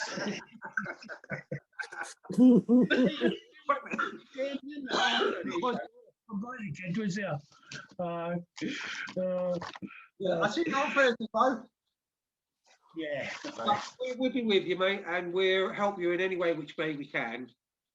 And Oh, I'll but all the time. and so on. So, Yeah. and we'll work it out. And after a couple of weeks, you'll be an old pro. Oh, Yeah. you're not an old pro now, aren't you? How to do things. The only thing is, see with the chat, I need to see Jason about that. I had it all written down and I've lost a bit of my paper. I don't know where it is. How I got on to see who's on the chat. So I need to work that one out. Well, Sue's Once done I it get tonight. She was brilliant. She used her phone to look at the chat room. She just put Wake Up UK on a phone and done it on a PC. But on a PC, you can open up another window and you can Yeah. open Wake Up UK 2 times twice, as long as you don't play the video in the second one that you're on the live show on. Because Yeah. you get but you'll get I'll get Ian involved here because she'll be able to help me. oh, well, I'll be there. You know, Yeah. so even, you know, you know. Well, let's put it this way, Sandy. If you're drowning, I'll throw you a polo. Bastard. I wanted to talk to you yesterday, Sandy. Oh, I is spoke there to only the three is about on it. just now? What? Is there only the three is on just now? Yeah, and Jason. Ask Yeah, I'm still here, mate. way. Tell Alan the novelty way you have a washing your cup and filling a kettle. What, in the toilet? He's such an arse. Jay, why can't you tell Sandy how to do the chat room? Look, you keep showing your bum. Jay will tell her how to do it. He taught me how to do it. I mean, I couldn't do it at first because he said that look, anybody can do the text, blah, blah, blah, blah, blah. Right. You know, and because my tech's not brilliant because I am not no technical geek, whatever. And Jason taught me through it and now I can do it. Right. Jane could pick it up like that, and then I learn through Jane, if you know what I mean. Yeah. She But yeah, I could- want to talk to you, Sandy. I had a call today from Auntie Kim, same as you did. Aye, she phoned us and she was saying, and I goes, listen, see Sue, that's the one. Yeah, that's brilliant. And Yeah, another I'm going to fundraiser. I'm going to go. All right, good night. Good See you night, guys. tomorrow. right, take care, bro. Love you, loads. Yes, so yeah, I agreed to that. Yeah, well, I heard Jackie saying about with this fight thing. I don't know much about it still. I really don't Yeah, know. no, I don't. Get up fighting, and she's going to put money out for. I wrote it down. PDS singer. PTSD. For yourself and for me. We don't want money, so donate the money from. She was going to give us to use. You know, Thank you. you know. So keep that money, and it'll help us. No, Thank you. Yeah. no. So We're going up to bed in a minute, so don't go to sleep, okay? aye. Oh, I've got We're going to bed. a chill in the No. kitchen. I was sitting there with I had the hot water. I don't know if you've seen me moving. I had the hot water bottle and the back in it. Oh, when Oh, I I think it was a really, my head. yeah. I think it was a really good show tonight. I enjoyed that. Right, it was good, wasn't it? I did enjoy that. Yeah, I do like Glenn. It gives you something to look forward to, if you know what I mean. That's what Jane was saying today. She goes, you can see you're a lot happier now that you're back doing this sort of stuff. I enjoy doing it. And I love challenges, if you know what I mean. I love a challenge. And it is trying to get guests to keep them coming on and stuff. And Yeah. I mean, Glenn, on Henry Lee coming back to us. Lois Lee getting back to us. She says she can do a date in March. So I'm just waiting on her getting back to me when it's in March. I mean, honestly, God, I'm looking. It's every week right now up to this 1, 2, the third. That'll be the 1, 2, the third week in April. Yeah. You know, so that's not too bad. That's a easy start, you know. But Yeah. got Charles Lucas for the Scottish People's Party. Oh, that'll be some show, because I've got a few questions I want to ask them myself, you know. So I think that'll be a good show. There'll be a few people on there listening in. Yeah. That's how I need to learn how to do this. Find out the chat, because I know I have a lot of people coming in. Yeah. You know. Yeah. But I just wanted to say about Glenn, you know, when we was doing the demo on March 16th, Uh-huh. he arranged with Tommy, he spoke to Tommy, and Tommy phoned the police up and they were closing after work road off. And then Glenn was bringing down the security from Tommy and the lorry and everything. Yeah, You know, so they've really tried to.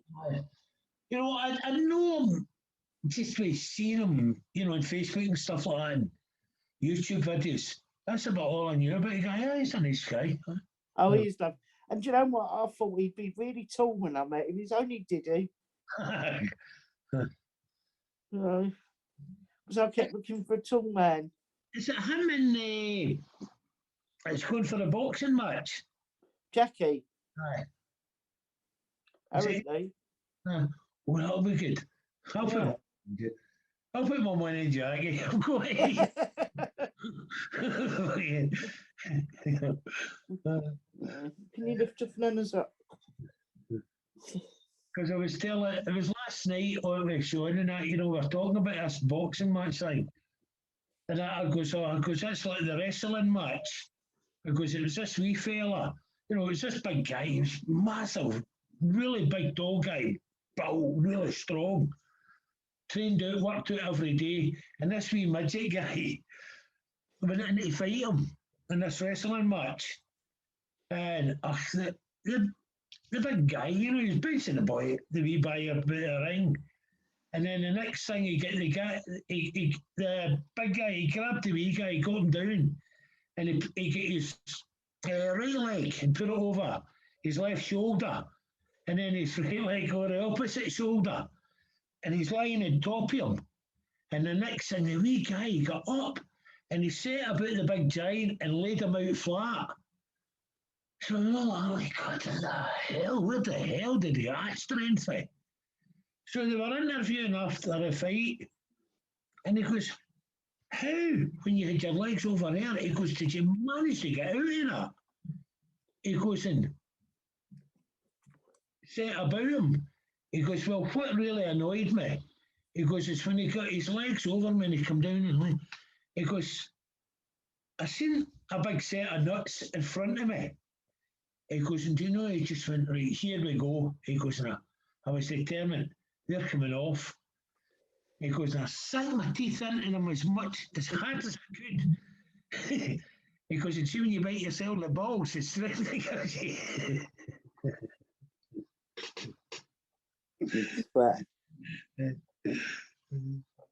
So, Good.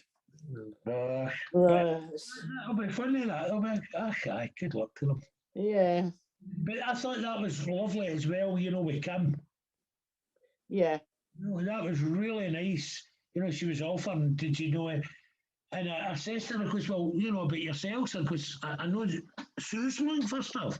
So she said, phone you, so I'm glad she did. Yeah, No. she told me. I messaged John to say what she was doing. You know, so. Oh, she's that with what she's doing for the kids up there. So it's just, oh, I mean, honest, that breaks my bloody heart. You know, see when with the flowers, I was in there and I was in tears. Yeah, she said about coming up. Jane. So I'm setting it up, and the tears are flowing down my eyes. And I goes into Jane and goes, come here, Annie. What for? I goes, just come in the kitchen. Oh, it's into this room. I goes, come here in this room. So she come in, what is it? I goes, come here back out. I goes, look in your kitchen and she looked. I said, oh my God, it arrived. I went, aye. Jane was the same. It was, oh, it's lovely. Aye. Yeah. Oh, Yeah, well, she said about, she said, how are you getting up there this year? She said, hopefully flying up. He said, we're trying to sort something out. I said, John's coming up, but he'll probably drive, Oh, you know, so we'll sort out. Jackie hopefully's Oh, coming. I'll be brilliant. You know, Yeah. I am looking for. Oh, I fucking hope this goes ahead. I really do. Yeah, so do I. Brilliant. So do I. So I suppose if we get this monster to bed. Ah, I be so. Yeah. What's the nurse's name? Eh? That wee nurse's got. What's his name? No, it's better. Better. That's that. I couldn't think of that. Innit? Yeah. Mm. We've got no better over there, haven't we? Hey, Kim, we were talking about koala bears, you know, because we Jane. So she's going to knit Jane a koala bear. Ah. Oh, it's just like, oh, fuck. Wait to see Jane with us. She'll be like, oh, fuck, that's her back in dolly days again. You got your dolly. Brilliant. Absolute You brilliant. bloody sleep. I Ah, can't even call George because he's asleep. oh, for God's sake. God knows how I'm going to get her upstairs. I didn't ask Jack, she'll go berserk. Ah, Do you want Uncle Jack to take you upstairs? She's asleep. I'm going to have to wake George up, I'm afraid. tell her ice cream van's here.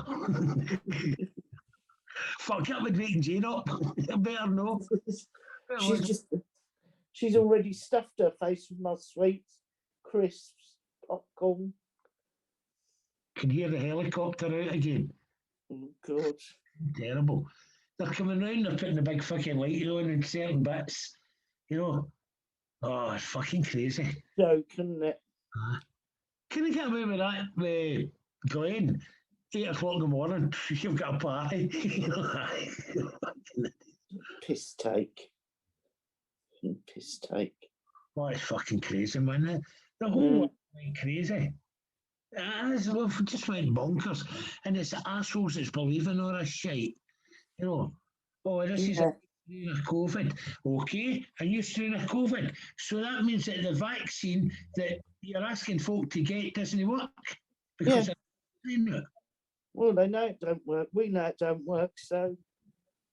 What was it Jane was saying today about that? It's only, is it 37 or something like that percent or something? 67. Or something like that. Yeah, 67. Yeah. Yeah, so. Well, fuck that. You know, I wanted to know it's going to work right. If I can't wake George up, I'll be sleeping in this chair with her. That's a chair, isn't it? Yeah. Ah, can be so. She's been as good as gold, though. Not been no trouble while I've been on there. So, you know. She's quiet, wasn't she? Really quiet. Yeah, she had her iPad over there. So she was happy. You know. Bless her. All right, then. Well, I'll probably speak to you tomorrow. I know, boy. I'll be about somewhere. Yeah. So, all right. Good night. Yeah. Good night. Love you. Night, guys. Good night. Good night, Jason. Night, Sue. Night, Sandy. Night. Right, cheers, guys. Great stream. Bye. Everyone. Okay. I'll see you. See you on Thursday, Sandy, for your first weekly show. I'll need to get a wee run through with if it's okay to get. No worries. We can speak in the week, mate. Just message me on Facebook and we'll set up a call and we'll go through all the details and make sure that you hit the ground running on Thursday. It's going to be okay. Okay then. Okay. Cheers, Sandy.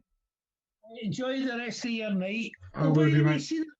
I meant to say, see that film you had on there Friday night about the Kennedy, the JFK. Oh right, yeah, that film, yeah. Want to put that on again some night? That was amazing. Do you want a download link? Do you want a download link for it, Sandy? If you have, yeah, I'll send you over a link. You can download it, no problem. Brilliant. No, that was a really. Yeah, I'll message you through Facebook with a link to download it. No bother. Thank you so much. That's amazing. Cheers, Sandy. Okay. See you, mate. Right. Catch you later. Bye.